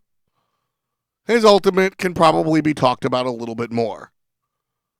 But at the core, that is that mage is like, okay. Also, Aggro loves the term DAB, dab, dive all backlines. Raijin is not the greatest mage, but I don't think he's as terrible as people think he is. Emilzy thinks Raijin is totally fine. I think he needs some change on the ultimate. I think the ultimate is kind of underwhelming, but the character clears at level 2, which means you have pressure and can do what you want. Like, bruh. And how about this? Now, this one is probably going to get... He doesn't need iframes on 3. This is, I think, a little bit more tumultuous. Opwash is a playable character. Yeah, Raijin is okay. I think that's a good way to put it. Opwash is a playable character. Especially in a world where you're going to be seeing more hells. Especially in a world... I'm glad you couldn't see me. I'm not wearing shoes, and I am not wearing shoes. Oh, my goodness. I'm not wearing shoes, and Jameson, the guy that helps me out with the show, tweeted nice shoes, and I thought my feet were on camera, and I got really self-conscious for a second. I think Opwash is a playable character. I think Opwash can work in the mid lane, and theoretically he works in the solo lane as a zoning mechanism, but he just doesn't able to do that. Opwash. Opwash. Opwash gets fucked on because he has no mobility, and people don't really understand how to play Opwash. One of the things that makes Opwash kind of shitty. No, I've jacked up toes. I just don't want my feet. Like, it's weird. But so, one of the things that makes Opwash kind of like not numero uno is the fact that he is weird to like play. You have to level up his 1 to 3 points and then max out his 2. The ult should be a very scary zoning mechanism, but it's just not. It doesn't do enough damage. It doesn't like slow, okay, whatever. If the ult was a little bit more powerful, I think we see something strong. But my point is, in a world where we see Chirons and Hells all the time, and pros are whispering about Aphrodite as well, and Terra's there, Opwash's 3 is gnarly. And this is what we talk about, characters coming in and out of metas independently of buffs or nerfs. Excuse me. Opwash is 3, Fleeting Breath. It does 50 damage a tick, plus 20% of your magical power, which is basically how many ticks? How many fucking ticks, dude? 4 seconds, it ticks every second, so 4 ticks, it's 80% scaling. So it does 50%, it does 50 damage a tick, plus 80% scaling, and then it does 250 extra damage plus 50% scaling if the target gets healed, and also stuns them for 1.5 seconds. All those Bolognas that are swinging at you with a Death Soul, all of those Chirons, all of those Hells that you're afraid of, they're going to get stunned for a zillion, get hit by a whole bunch of damage. Like, yeah, man. I'm not saying you go play Opwash every game. It doesn't work in the Death Toll or Lifesteal. I stunned a Bologna last night. Oh, maybe it was her, I don't know.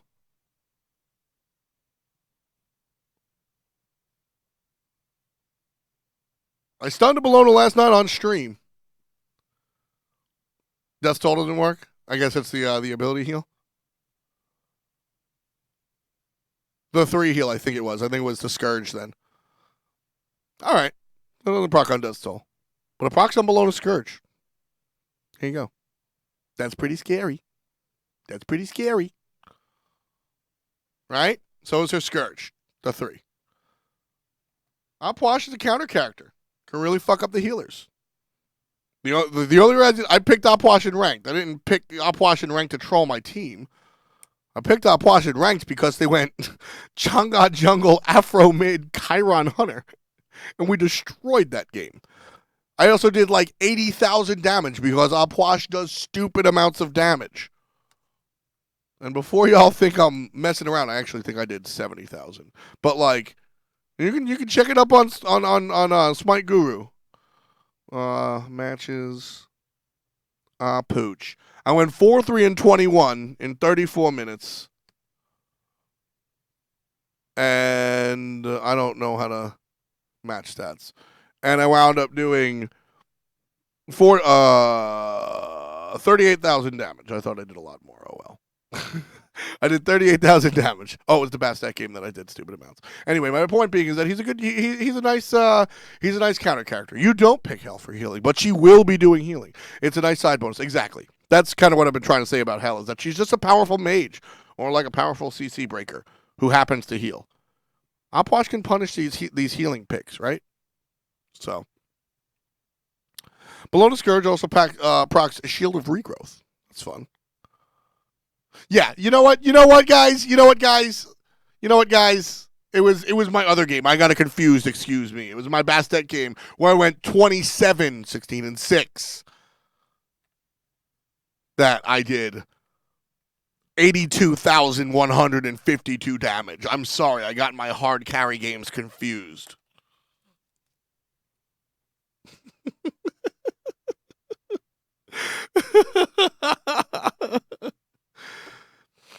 I glossed over the 16 deaths on purpose. Thank you very much, Bakhorn. But my point being, as we come to an end about our discussion on meta, I actually didn't even get to hit my main point. Hell and Scotty came into the scene independent of changes. They came into the scene by player discovery, essentially, right? You have meta that's dictated by direct changes. This character sucks, so he got buffed. Cool. Then you have characters that are indirectly amplified. Executioner and Devo Gloves got buffed, so basic attack hunters got buffed, so Artemis is stronger because crit's cooler. Yeah. Then you get sort of the opposite buff, or the opposite effect, where this character's direct counter got nerfed. So like Fenrir and Tyr get shit on because of Stone of Gaia. Boom! Stone of Gaia got nerfed, so those guys get to be stronger. Yay! And then you get immediately, shut up about old Bastet passive. I'll throw you out a cat window. And then you have Hell and Scotty, where people just go, let's try Hell. Is Hell good? And then she destroys it. Right? Like, that's the thing. Old Bastet passive was that the first 9 deaths, your death timer is like 10 seconds or something, or even shorter. Old Bastet passive, for your first 9 deaths, you like barely had a death timer. So I mean, like, those are the 4 things that dictate meta. And your meta might be different than the Pro League meta. In fact, it probably is, because different gods and different skills and different this and different that. Like, it was very, very different worlds. Take into account your opponent's playstyle. Take into account everything. Just because a professional player does it doesn't mean it's good or bad. It means that it works for them. And your meta is different. Keep that in mind. There were also, what else? Naja's old passive. When he died, there was a circle of healing that your team could heal off of. Like a Ra circle, but much bigger. But you had to die. I don't know, it's pretty funny. That's all I really have. We got about 15 minutes. Anybody have... We'll see if anybody's in... Oh, I think I have the old video. Not that we're going to use it. We have a couple of people waiting in the wings in our Discord. If you want to join the conversation, go ahead and join up on Discord. We take questions, comments, and we're able to talk a little bit about what's going on in the Pro League, or what's going on. Honestly, anything. Doesn't even have to be Smite. We just talk about shit. Might add buyback into the game. I don't think so.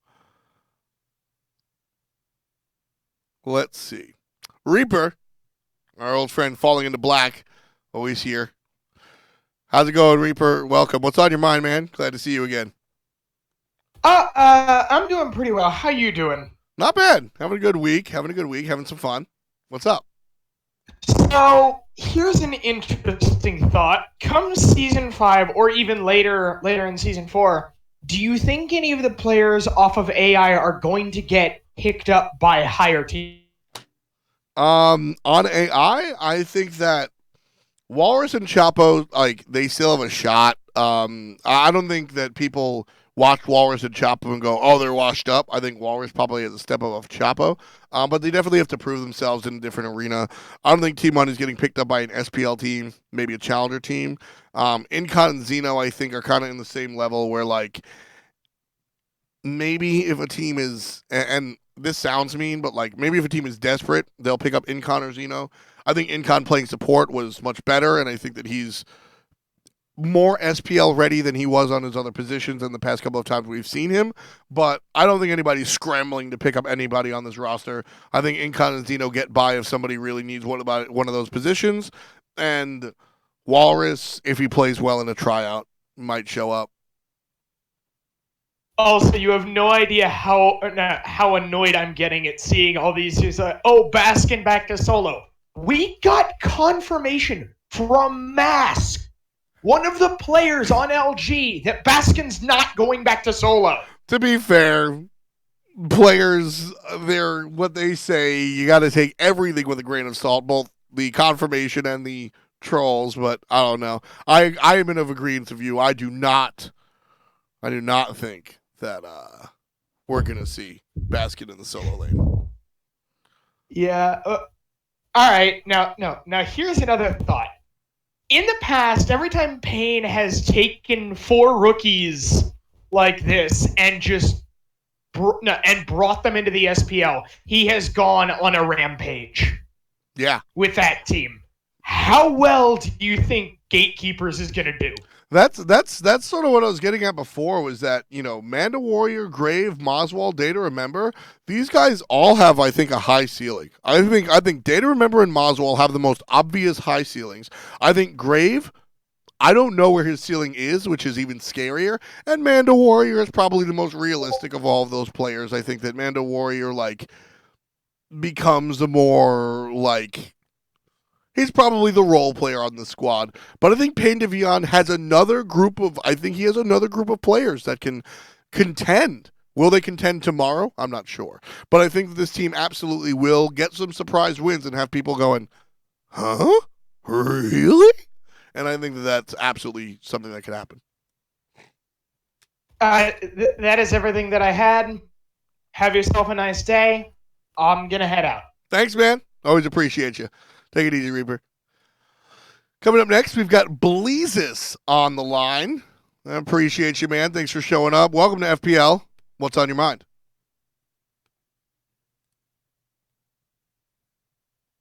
You there, bud? He seems to be having some problems. We'll get him back in here in a moment after he figures things out. Dimmy, though, one of our favorite people. Dimmy, the solo lane sensation. What's good, man? How you doing? What's on your mind? Yo, what's up? Yo, what's up? Yeah, I can hear you. How you doing, man? Oh, sweet, lovely. Well, this is more about the Season 5 changes coming up. I've been reading on the Reddit post, and there's something that I do seem to find missing. I think the Energy Invitational was a great success for what it was. I think you get a chance to get to know the players more, or just like being players themselves, more like the fun side of things. Yeah. And I've heard people saying that there's going to be more type of that content going into the next events, future. You never know. Is that confirmed? Is that going to be a thing, or was that just? So I don't think anything's confirmed, but I think looking at how Hi-Rez has done things in the past, Hi-Rez is very into like, well, that seemed to do well. Let's do it again and again and again and again. And I don't think that there was any bad side to the Energy Invitational. Like I said, this was something that like a lot of the casters, a lot of the players had like wanted for a while, and we finally got a chance to do it. And I mean, did you have fun? Yeah, I think it was really great. Yeah, I kind of like hope to wish like some sort of thing like that to see at Worlds as well, because I feel like there's a lot of downtime as well between events, and like sure you have the cosplay contest, but just like a bit more spice to add to like have people see their pros on stage. Like, yeah, I agree. Yeah, I really like that stuff, and talk about like personality. Like the league is all spectator sports are run by personalities and individuals. Like I was talking about it last night on my stream, and like F1 racing, where like the drivers are like in a car wearing a helmet. If you go to their subreddit, it's all pictures of the drivers and like about the personalities, you know what I mean? So getting a chance to see our players sort of do that thing, I was really excited. And I think, like I said, nothing's confirmed, but Hi-Rez has always been pretty good at like seeing what works and what doesn't and then embracing what works. So with that in mind, I think that for my personal 2 cents, I don't have any info. I think that Hi-Rez would probably do more of this stuff. As far as at Worlds, it's interesting because do you remember Launch Tournament at all? Yes, I do. Yes. Yeah, they did like Hi-Rez versus pros at launch and like some of that stuff at launch, and they moved away from it. I don't know what that conversation is, but you know what? I'm definitely going to actually bring that up. I think it's worth talking about at Worlds. Having some more like All-Star or just fun stuff in general, getting a chance to really show cool. that. Yeah. Because last Worlds, you had the system of you could vote for players and you would get like points. Like, no, you can, like, what was it, donate bits, and those bits would give the player points. Like, that's a fun kind of game, you know? Like, maybe you could add this sort of like gamification to other elements of the broadcast, where you have like fun games with this All-Star matches, and then you can like tie in points with that as well and get giveaways. I think there's a lot of potential there. Yeah, I agree. Getting the fans more involved with the gamification of everything, I think, is definitely a slam dunk as well. And you know, these are the things that, like, you know, somebody said before, like talking about season 5 and all the positive changes, like, you know, it only took 5 years, and like, yeah, sure, maybe it could have been shorter, but like, this is all, you know, a learning experience, and so like. Everybody likes to shout about the mistakes that companies make, but you know, when the company does something right, you kind of like take that and run with it. So I think that, you know, the All-Star stuff, the fun stuff, I think that those are the things that we can definitely expect in the future for sure. Yeah, I feel like 5 years you say it's a long time, but esports in its own is quite young, and smart esports as well. So every good change is a good change. So I'm happy about that. Hell yeah, I agree, man. How's everything else with you? You good? Yeah, I'm good. All fine. Going to Gamescom tomorrow, and I'll be having fun. Hell yeah. Enjoy it, man. Glad to talk to you. Oh, yeah. Yeah, you too. All right, take care, buddy. Peace. That's Dimmy, now the coach for Energy. Energy, that's his team, right? Yeah, he stepped down from the solo lane to coach the team. I'm pretty excited. We'll bring in Bleezus one more time. We'll see if he's got his stuff working. Bleezus, welcome to FPL. What's on your mind, bud? You there, man?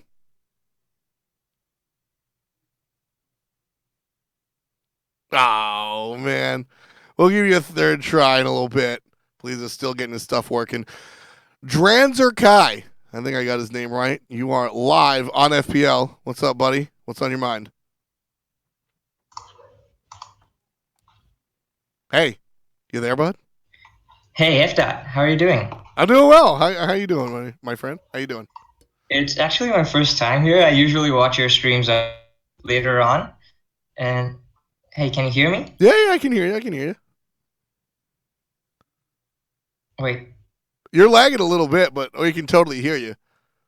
So it's your first time live. That's awesome, man. Thanks for listening.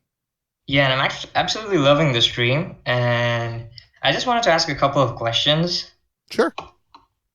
Hopefully they're not irritating.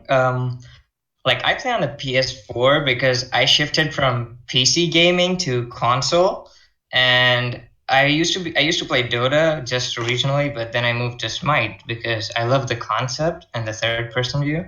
And I actually find it interesting when like people are, especially with the Season 5 changes, because Smite's still a young game. Like, MOBAs, they don't really have a lifetime. Like, as long as you keep updating the game, they can go on like eternally because new players come in, talent rolls out. So with the Season 5 changes, how do you think that will impact Smite's popularity in other regions outside NA and EU? I think it's just going to get more people excited because they're going to see, you know, that Smite has grown. And I mean, you got to think about it. Excuse me one sec.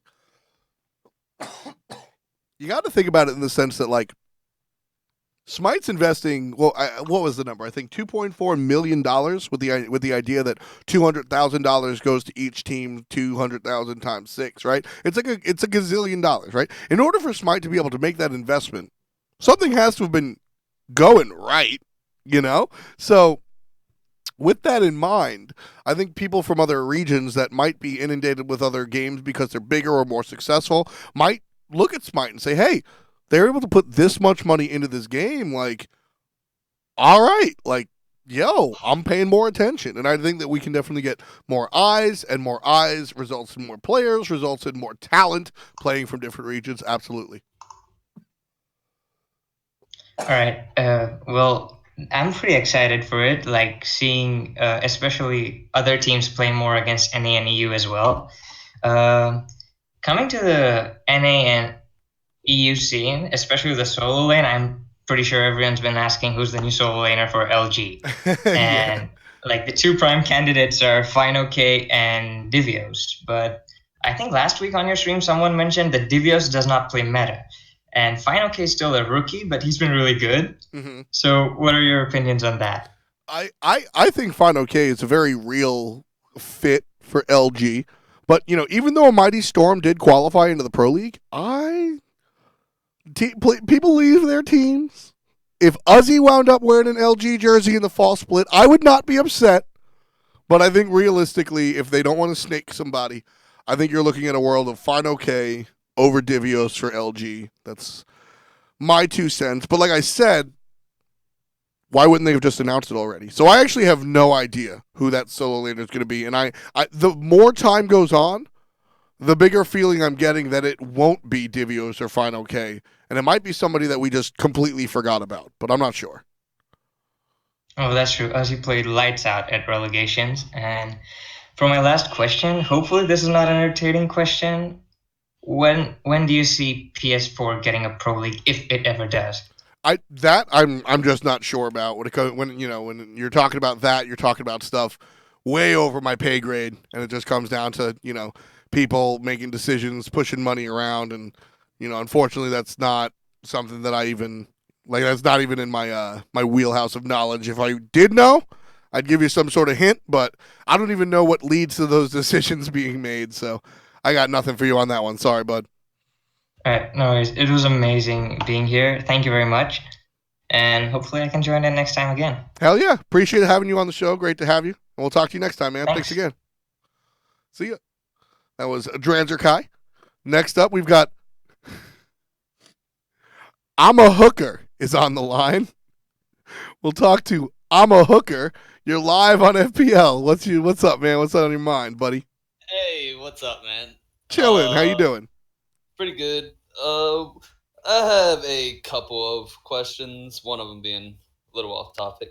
Sure. But the first one, what the hell can NA do to catch up to EU? I think what it comes down to is your top 4 teams on Europe are particularly nasty, but I think that Trifecta has upgraded. I think that I think Trifecta has upgraded with Aurora and Kiki. I think that Space Station has upgraded with Zapman. I think that NA, their top 2 teams, have already kind of upgraded. When you talk about the rest of the league, I think Luminosity has gotten better. Who their solo laner is a big question mark to me.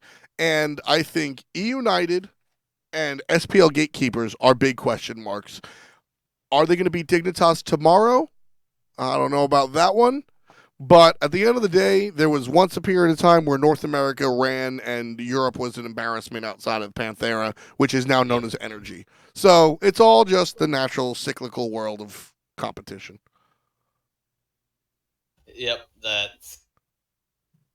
I have no idea who's gonna go between Space Station and LG for number 1. Yeah. But the second question, the off-topic one, are you going to be watching the fight this weekend? And if so, who do you got? I am going to be watching the fight. If you guys don't know, Floyd Mayweather, who is one of the more established boxers of all time, he will be fighting against Conor McGregor, who is an MMA fighter. I'm not too inundated with fighting sports. You know the background of Conor McGregor? Is he like he's a kickboxer, right? Pretty much, yeah, for the most part. So it's interesting here because they're going to be boxing and they're going to be using lighter weight gloves than normal. So Conor McGregor will be more in his wheelhouse than normal. What it comes down to is that, you know, Floyd Mayweather is a very tactical People call him boring. He's very famous for dodging and like snaking out of the way. Not this Mike Tyson punch you in the brain and watch you fall over guy. Conor McGregor is kind of like a ruthless, like honey badger, Mr. Don't Give a Fuck type dude. First of all, I think this is, before I even touch yes, I will be watching the fight, and I am not normally somebody that pays a lot of attention to fighting sports. And I think it's owed to what I bring up a lot when I talk about esports is the marketization and the gamification of your personality. People want to watch this fight that have never watched boxing before because the white dude with a beard that wore a suit that instead of pinstripes it said, I don't give a fuck, is going to be fighting. Like, that's what they want to see. More so than, well, we'll see if the kickboxer talent will go head-to-head with the lightweight. You know what I mean? Like, so that's a really big deal to people. Who do I have? I mean, I think, and like I said, I am not very well in like, I'm not very deep into these sports. I've seen Floyd Mayweather fight before. He's boring. I think that Conor McGregor is going to tire himself out, and Floyd Mayweather is just going to bob and weave, hit him a couple of times, and win by score. I think it's going to be a lot more boring than people want. Rockefeller says it right there in the chat. Mayweather is going to read McGregor like a book. McGregor comes from a world where it's raw energy, and Mayweather gets paid for reading people like that. So I think Mayweather is a bad, dumb person, but I think his brains in the sport will overcome the brawn of McGregor. That's very true.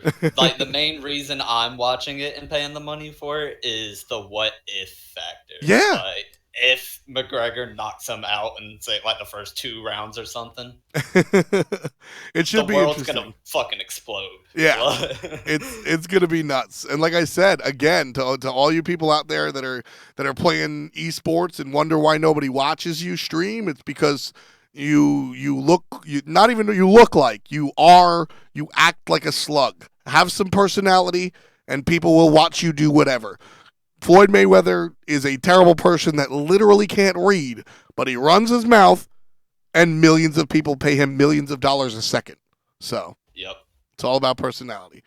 If Conor McGregor really wins either way, he's getting paid $100 million to go to a sport he doesn't even fight in. But... Exactly. He just has to talk smack, and there you go. All right, well, that's it. I appreciate you having me on. Thanks, man. I appreciate that.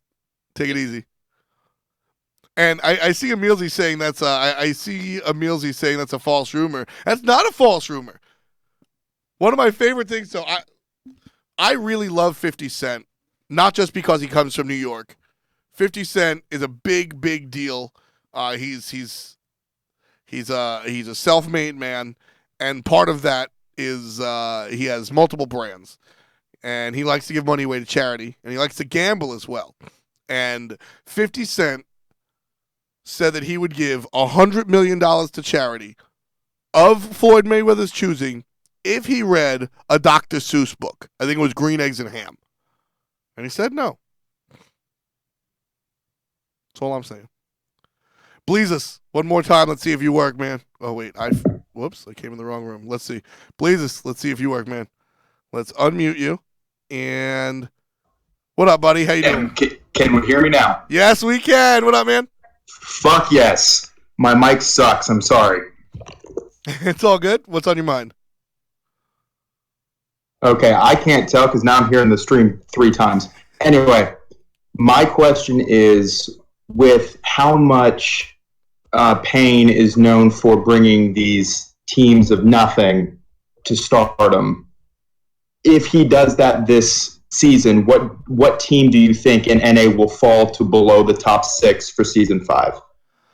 I think you're looking at ALG. I think you're looking at ALG or E United for sure. I mean, we don't really know who's going to take Chaos' spot yet. I think we can all assume it'll be best, but who knows? And then you look at where ALG is at, and their roster is just always barely not there. I have more faith in E United, a lot more faith in E United than I have ALG. I can see a world where E United is 5, Payne's team is 6 and ALG is 7. I think that is a true possibility. As a weekend fanboy, that pains my heart a little bit, but I totally see where you're coming from. Is I think that E United and Noble have a better team than ALG or whatever the hell they're going to be called now. That's true. I mean, going forward, I'm a weekend fanboy too, which I like the dude. I think he plays really well, and it's funny. The popular negative opinion of him is so different than what most pros think about him. So I think that tells more truth than anything else. And I think that Weekend, even if his team winds up finding themselves in the gutter, I think that Weekend will succeed. Obviously, as a content creator, and I also think that he's got some juice in him as a player. And I think that he'll find himself on a higher end team if that becomes the case. I hope he does too. And I like a lot of the players that are on the Gatekeeper, but I just, like you said, it's hard for me to see ALG, or again, whatever they're going to be called, making it into the top 6, as much as I've been a fan of them since they've come in, since it started as Team Flex and continued to whatever it is now.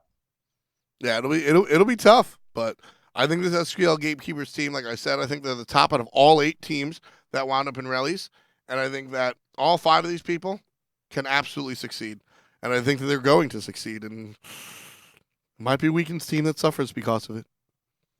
Sadly, I agree. Thanks for hanging out, man. That was all I had, man. I appreciate you having me on. Glad to get you working. Thanks for hanging out. I appreciate it. Yeah, and I'm sorry it took me so long to get my computer stuck, so I just did not want to do anything productive there. All good, dude. Y'all have a good one. You too, man. We got Edmund Kari coming up next. She's one of our big time mods here. Thanks for everything. First and well, I guess we don't actually. See you later, Edmund. Oh no, she's back. Here we go. Thanks for everything. What's up? How you doing? I'm okay. My question's not really about like the SPL in general, but just like in Smite. What do you think?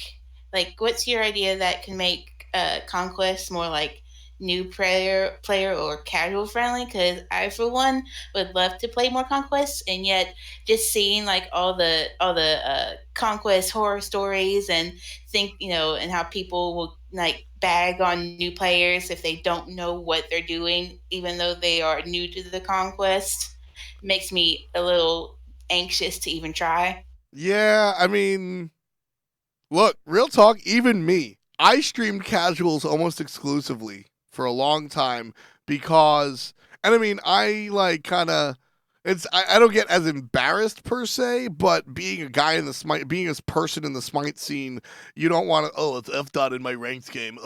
So like that kept me out of ranked for a long time, real talk, not ashamed to admit it. But what it comes down to is I think that like all games, no matter what, are going to have like toxic people. I think the best way to get more noobs to play Conquest is honestly, like, I guess you could say it's Hi-Rez's, like, I guess you could say it's part of the company's responsibility, but I think just more tutorial, more content for those newer players. And it's tough to put all of that on the company. I think, like, I don't know, I say it almost every week. There is, if you're out there and you want to be like a YouTuber or a streamer or something, go teach noobs how to play Conquest and you will make money. Like, flat out. I think that whether it's high-res or content creators outside of high-res, I think if there are more tutorials and more like noob-friendly content, that you all of a sudden see more people playing Smite. Because at the end of the day, and like, I'm with you. It totally sucks to like, I mean, you watch my stream. I go 0-10 sometimes, and then people shit on me, and I get emo. Like, that totally happens. And I don't think anybody's really changing that because everybody sucks. But I don't think that's a Smite problem. I think that's a world problem. Yeah, and I see the people in chat like, oh my god, I'm the kind of person, the first time I did a raid in WoW and we wiped, I faked my internet failing because I was so nervous and anxious and upset that maybe they thought it was all my fault, that I just didn't want to deal with it. Yeah. So that's on me, but also it just feels like even if I, even if I didn't care what they said, it would still be kind of toxic and not so much to talk, and then just not knowing what to do also. But and also about WoW. One more question: what was your favorite WoW raid? And I'm gonna judge. Easy. Actually, not so easy.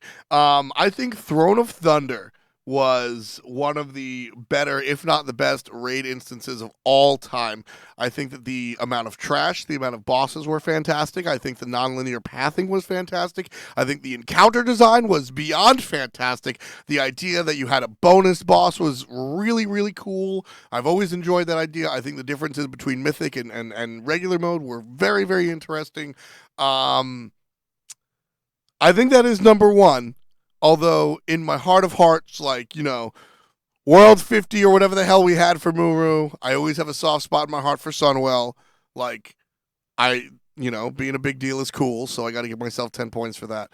But you actually beat the Guild Breaker? Yes, yeah, we crushed Muru. We crushed Muru. And I was before my time, but I heard horrors. I heard stories about how guilds would stay on him for so long they just quit because they couldn't beat him. Yeah, so like Sunwell definitely wasn't my favorite, but that era, that tier 6 type, like Sunwell, Black Temple, that's when I was on my bullshit. So I have a soft spot in my heart for that. But I think that Throne of Thunder, people like to look at WoW and look at the older stuff and praise all of the old stuff because their glasses are the rosiest of glasses. But what it comes down to, gotta stop saying that, is that from a game design perspective, from a player perspective, from an MMO encounter perspective, and from every other metric, I think that Throne of Thunder slam dunked the competition with respects to raid instances in WoW. Right. I'm surprised that you picked a later raid since I figured you picked something earlier, but I kind of agree. Throne of Thunder was pretty good. Hell yeah. One more thing. Can you give us your best Kuzumbo Nene Cap impression? Hey! Okay, thank you. Thanks, Henry. Appreciate you. It's one of our biggest mods here. Always love her. Lord Naricos coming through. We'll see what you've got to say. Welcome to FPL. You're live. What's on your mind, bud? You're muted. Hit the mute button. Unmute. All right, we'll come back to you, Naricos. We'll take all juice. How's it going, man? Glad. Oh, well, I got to click on you. There we go. Glad to have you on FPL. What's on your mind, boss? You there, bud?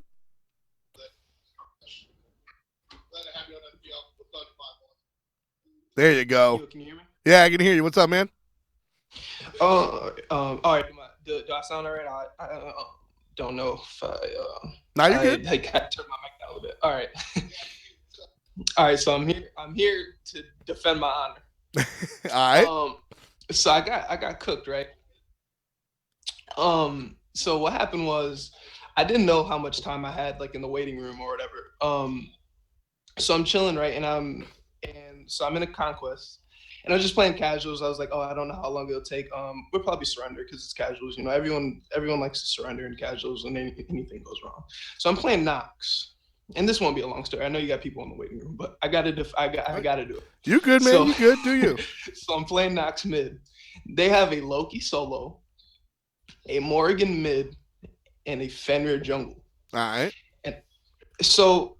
And I don't know if, like, listen, I don't know what happened, but, like, they didn't like, I don't know if they didn't like my dress. I don't know what it was, but like, so every time I'm clearing the wave, I'm chilling, and then I just hear all type of stealth. I hear all type of growling and whatnot coming from the jungle, and so I can't focus on. And then, like, during that game, like, I came into like the actual, like, you, like, put me into.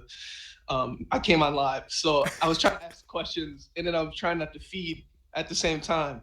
So I'm sitting here, and I'm like, and I'm trying to remember my question because I had no clue what I, like, was gonna say, because I'm sitting here getting backstabbed and stunned by 3 women and Fenrir's. That sounds like a regular Thursday night for me. I don't know about you, man, but that's what I'm saying. So you understand. You understand my pain.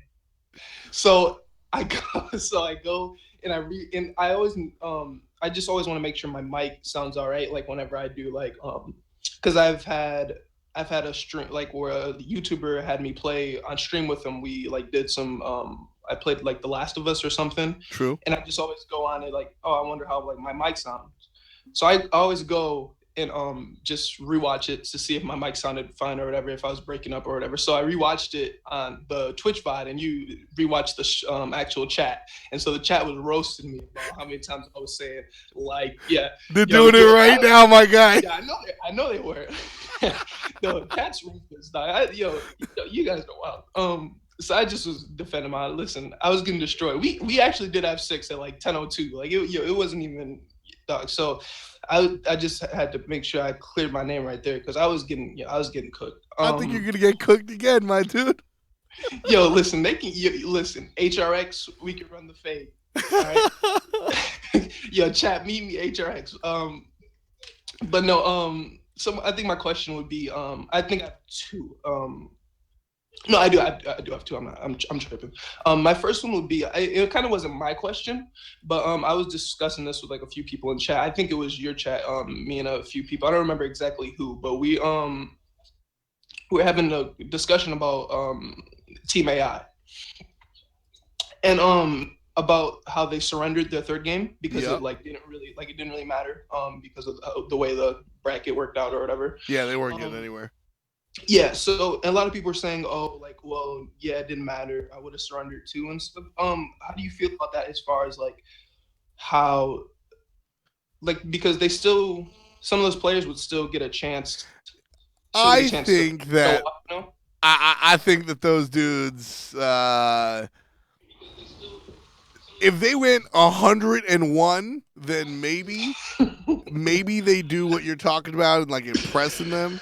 But real talk, man, like if you're going out there and playing 4 songs and you can't play 3 of them, I'm walking away going, no encore tonight, folks. I'm out. Like, so I think that, I quit while you're behind in this case for AI. I think that was the right choice. Gotcha. Yeah, because people were just discussing like, and I was just saying like, yeah, like I know Team Money, he's been wanting to be in the Pro League for a while. I'm assuming because he's been, subbing, so he's been like trying to work his way in, and like you get your chance finally those 2 games, and then they don't go as well. And I mean, me personally, I would kind of like want to just try to go out there, even though we know it's nothing, you don't really get anything from it. Yeah. But you just still like maybe you get a penta or something. I don't know, like just show off. I think it was more likely that they got pented than they get a penta. So yeah, for sure. I think Team Money took his money and run. I think that was a good call. Yeah, my man's just he shut down the computer. He went and did something else. For sure. And then my last question would be the I know we had this conversation about the trolling thing, and I know a few people have mentioned this already with the LG thing. And so I guess I was just wanted to ask one last question about it. I know someone else has mentioned it already a little bit, and you've kind of talked about it. But as far as like, do you think there should be some type of official, like, when at least next season, when people like for sure announce these roster changes, some way for them to actually like get official stuff like that instead of just depending on the teams or players to do it? Yeah. So next year there's going to be a lot more. There's going to be a lot more stuff like regulations and shit. There's going to be a lot more standardization in the league, so to speak. So I mean, you're still going to have these pros like trolling and stuff, but I think it's going to be more rumor based and more fun rumor based than like straight up like people just lying to everybody like we have right now. So I think there's going to be sort of a happy medium. And that's something that I know, like I said, again, I don't know exactly what's going to happen. I don't have all the facts, but that's something that, the esports, or what's it called? League Ops, they'll ask us and be like, yo, esports guys, what do you think the league needs? And that's something that me and Hindu Man, we watch a lot of sports and aggro too, right? Like talking about front office trades, and NBA offseason is just as exciting in season. And so that's something that we brought up was like, Hindu Man's like, yeah, man, listening to how people are going to trade in football players is really cool. Like, can we bring that to the league? And League Ops was like, we don't know, but yeah, that'd be pretty cool. So I think you're going to see more of a regulation and standardization as far as roster moves are concerned next year. All right. So yeah, that's pretty much all I had. Chat, I hate you guys. But all right, so I'll get out here and let you get these other guys in here. But thanks for having me again. I will catch you on stream. And once again, love the show. So go ahead and keep grinding, keep doing you. Hell yeah, man. Appreciate you as always. Good looks, old juice. Next up is D-Sinks. I'm going to bring him in here, even though I know he's going to try and shit on me, but don't worry. I'm a hell of a lot cuter than this guy. So, D-Sinks, what are you here for? I am here to just remind you, F-Dot, that I was more right than you were. Oh, really, D-Sinks? Background, this guy's a Challenger Cup caster, so he knows what he's talking about. What do you mean by that, D-Sinks? Man Ray's good. Man Ray has flashes of brilliance. Man Ray has, like, you know how everybody just kind of like, you think of the moon during the eclipse for like 2.5 minutes, and then you never fucking think about the moon unless you're a child? That's kind of what Man Ray's like. That Giannis game was pretty sweet. You thought about him for like 2.5 minutes. The Thoth game was pretty good too. The Thoth game was half and half, I'll give you that. Yeah, it was a fine Thoth game. I gave Man Ray I gave Man Ray like a full like 7 minutes on the show. I said, I saw the game. I enjoyed his Giannis program or play, and like on this program, we usually talk down to him. I gave him his due, but big picture, I don't know about that. Well, here's the thing: is that Man Ray actually had one or two good games or not one or two. He had one or two good sets in the season too for FP. Sure, but the problem was nobody on Flashpoint was allowed to have, or only one player was allowed to have a good game at a time on Flashpoint, if that. So it kind of just gets thrown to the wayside. So Flashpoint really isn't his kind of a team, but I will go to the grave saying that Man Ray could be a really good player. And he was the first person that I saw to come up with that Book of Thoth build, just because he does shit differently than everybody else. That's fair. I'm going to go to the grave. I'm going to go to the grave saying that Man Ray could be really good. So he really could be, but I don't think will also go to the grave saying Shadowkeep's not the guy to do it. We can both agree on that point. when we talk Man Ray after that Giannis game, like I saw the Thoth game and like he did all right. I'm usually pretty harsh on Man Ray, and I thought the Thoth game was like a solid okay. And when I saw the Giannis game was when I was truly impressed, because like, you hit a Thoth ult and somebody died. Like, sweet, bro. I put ice cream in the fridge and it got cold. Like, good for me. It was cool watching Man Ray play Giannis because he did things that other players didn't do. He puts the portal down to like help his teammates, also get some flanks going on. He played Giannis differently, which if you're going to play Giannis, you got to play him differently. And so seeing that, it's less about the result and more about the thought process. And that was the first time I've seen Man Ray think full stop, ever think at all. And that impressed me. And so I think that going forward, if Man Ray bottles that and takes that approach, not every mid laner has to approach the game the same way. And like you said, Man Ray, he was the first time you saw the Soul Trap rush. Yeah. Man Ray? Yeah, all right. He's saying that in Twitch chat. I tip my hat. What'd you say? He was saying that in Twitch chat for like months beforehand. Yeah. Yeah, it was crazy. He said, guys, trust me, rush Book of Thoth. It's really good. And I just thought Man Ray was trolling his brains out, because Man Ray usually is just trolling his brains out. But no. Yeah. Like I said, man, you know me. I got a big mouth, but I give credit where credit's due. And I'm not going to say that you were right, but I will say that you were not completely wrong. How about that? All right. Also, am going to say the other thing, F-Dot. This is just pro tip for Mando Warrior. This is Mando Warrior's playstyle. He's going to play Bologna, and he's going to get ahead of you. Oh, yeah. So there you go. That's your classic solo lane playstyle for Mando Warrior. We were talking to, or I was talking to Mando Warrior the other night, and he was in my chat, and I was like, yo, like, you know, like there are people in here that follow the SPL, like, you know, what can you tell us, like, your fans, you know, what can we expect out of Mando Warrior in the solo lane? And he was like, I play Bologna and Osiris, and I hit people. Like, yep, very cut and dry. I do the solo lane. So, and he's the one that made the awesome gank. Yes, that's also what he will tell you is that every single time he's in a Twitch chat, he's like, I made the awesome gank. He just popularized it. It's like, all right, Mando, calm down. Oh man, yeah, those guys are fun. So, I want a question to ask you. How about this? Oh boy, I wasn't prepared for this. SPL Gatekeepers. I think that they could possibly do some winning in the SPL. You casted these guys. You followed these guys a lot closer than I did. What do you What do you expect? So Data Remember has been an SPL level ADC that hasn't been in the SPL for probably about 2 or 3 years now. 2 or 3 seasons now. I think that's fair to say. I agree. I think that everybody that has even seen any of the Challenger Circuit or AVGL or whatever knows that. Pain Deviande is the general. And then you got to kind of look at the players around him. Maswal was briefly on Noble, and he was removed from the team because he just was like, nah. And then you look at Grave, formerly known, as I found out, as Flaccid Banana. Something you know all about. Yeah, I know a whole lot about that, F. Kappa Pride. And he was had attitude issues, and then you look at the solo laner and you have this really unknown dude that I don't think a whole lot of people thought was all that great. Yeah. So Payne went to Worlds with a team just like this, pretty much. Yep.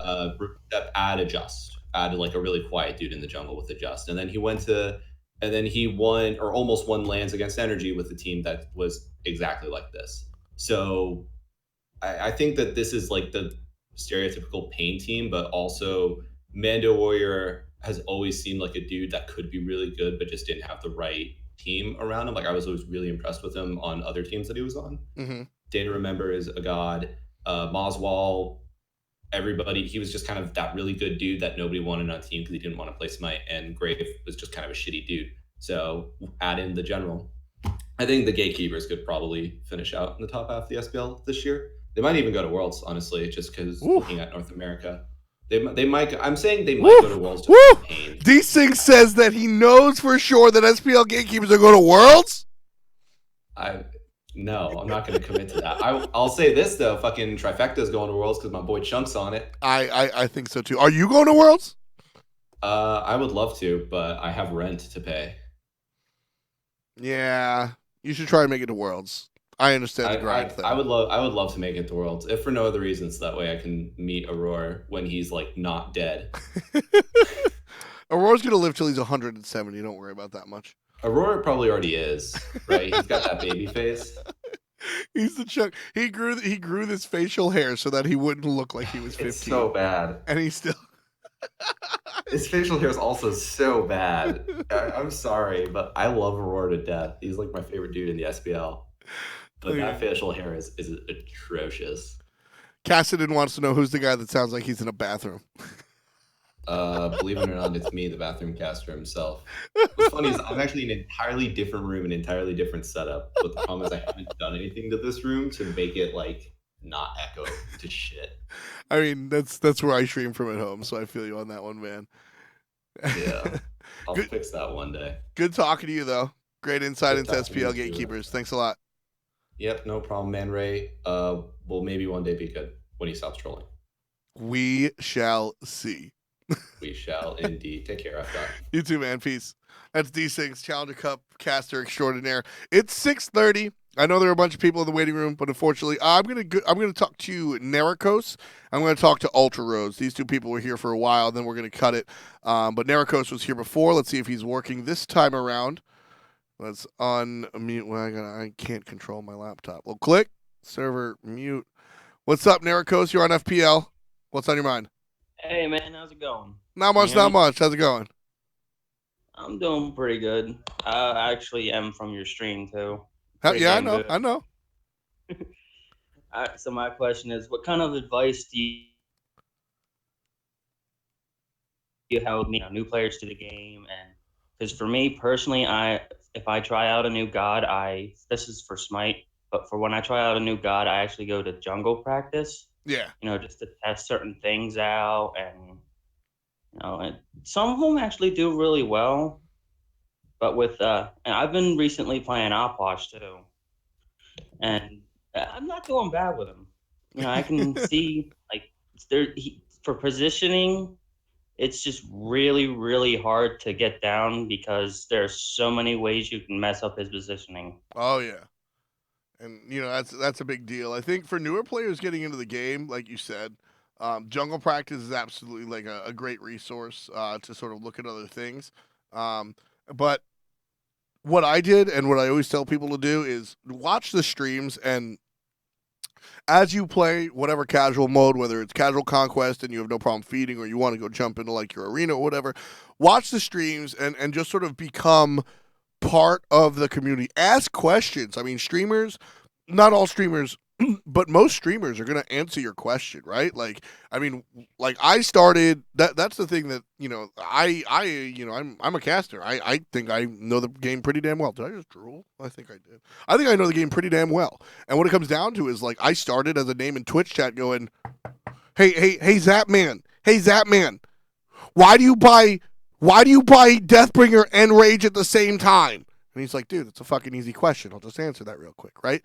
And like, that's a couple of years later, here I am like casting the game. So ask questions, be a part of the community, and watch the streams. And I think that's absolutely, the way that newer players can learn more about the game and be more effective in their own games. Oh yeah, I watch you, I watch Smite Babe, I watch Kitty Nami, and quite a few others. And actually, Kitty Nami was the one who recommended me Opwash, because I tried Scylla out, I tried what was his name, Ao Kwong out, I tried Aphrodite, Freya, Giannis, and all them. The only two that I've been successful with most of the time was Kukulkan and Opwash, and Agni is still hard to use his kit. Yeah, he's a little harder because you got like combo. But he's pretty fun. Yeah, he's rewarding, and so it's all about landing that combo, understanding that you don't do anything before level 5, and then once you hit 5, now you can control stuff. So yeah, no, I think Agni can be fun, but he's definitely a little bit tougher. Yeah, he is pretty fun too. And for Hell, as I was listening to you discuss Hell and all them, it's not the god that is bad. For me, for my personal opinion, it's actually the player. It's just that the player doesn't know how to use their kit right, or they're still learning that god, or they just can't use the god completely.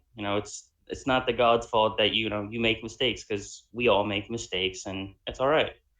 Exactly. Yeah, there's definitely more potential in the kit than some people realize.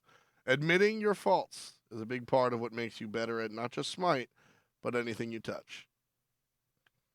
Oh yeah, I mean, I've tried Hell, and I went 0-6 with her, but I did help because my last game I was Hell, then we had a Bologna and a Medusa. It was my first time playing her, and I'm sorry there, my mother's yelling in the background. It's all good. But it was my first time playing her. I wasn't mad because I didn't know her kit, I didn't know how to use her. I mean, I will admit the stance changes for her it's rough. Yeah, it's pretty tough, but she pays off. I did. Oh yeah, definitely. I did manage to get like 10 or 15 assists in that game, and the enemy team ended up surrendering because the Medusa was literally 3 or 4 shotting them, and Bologna was just running in there like a madman.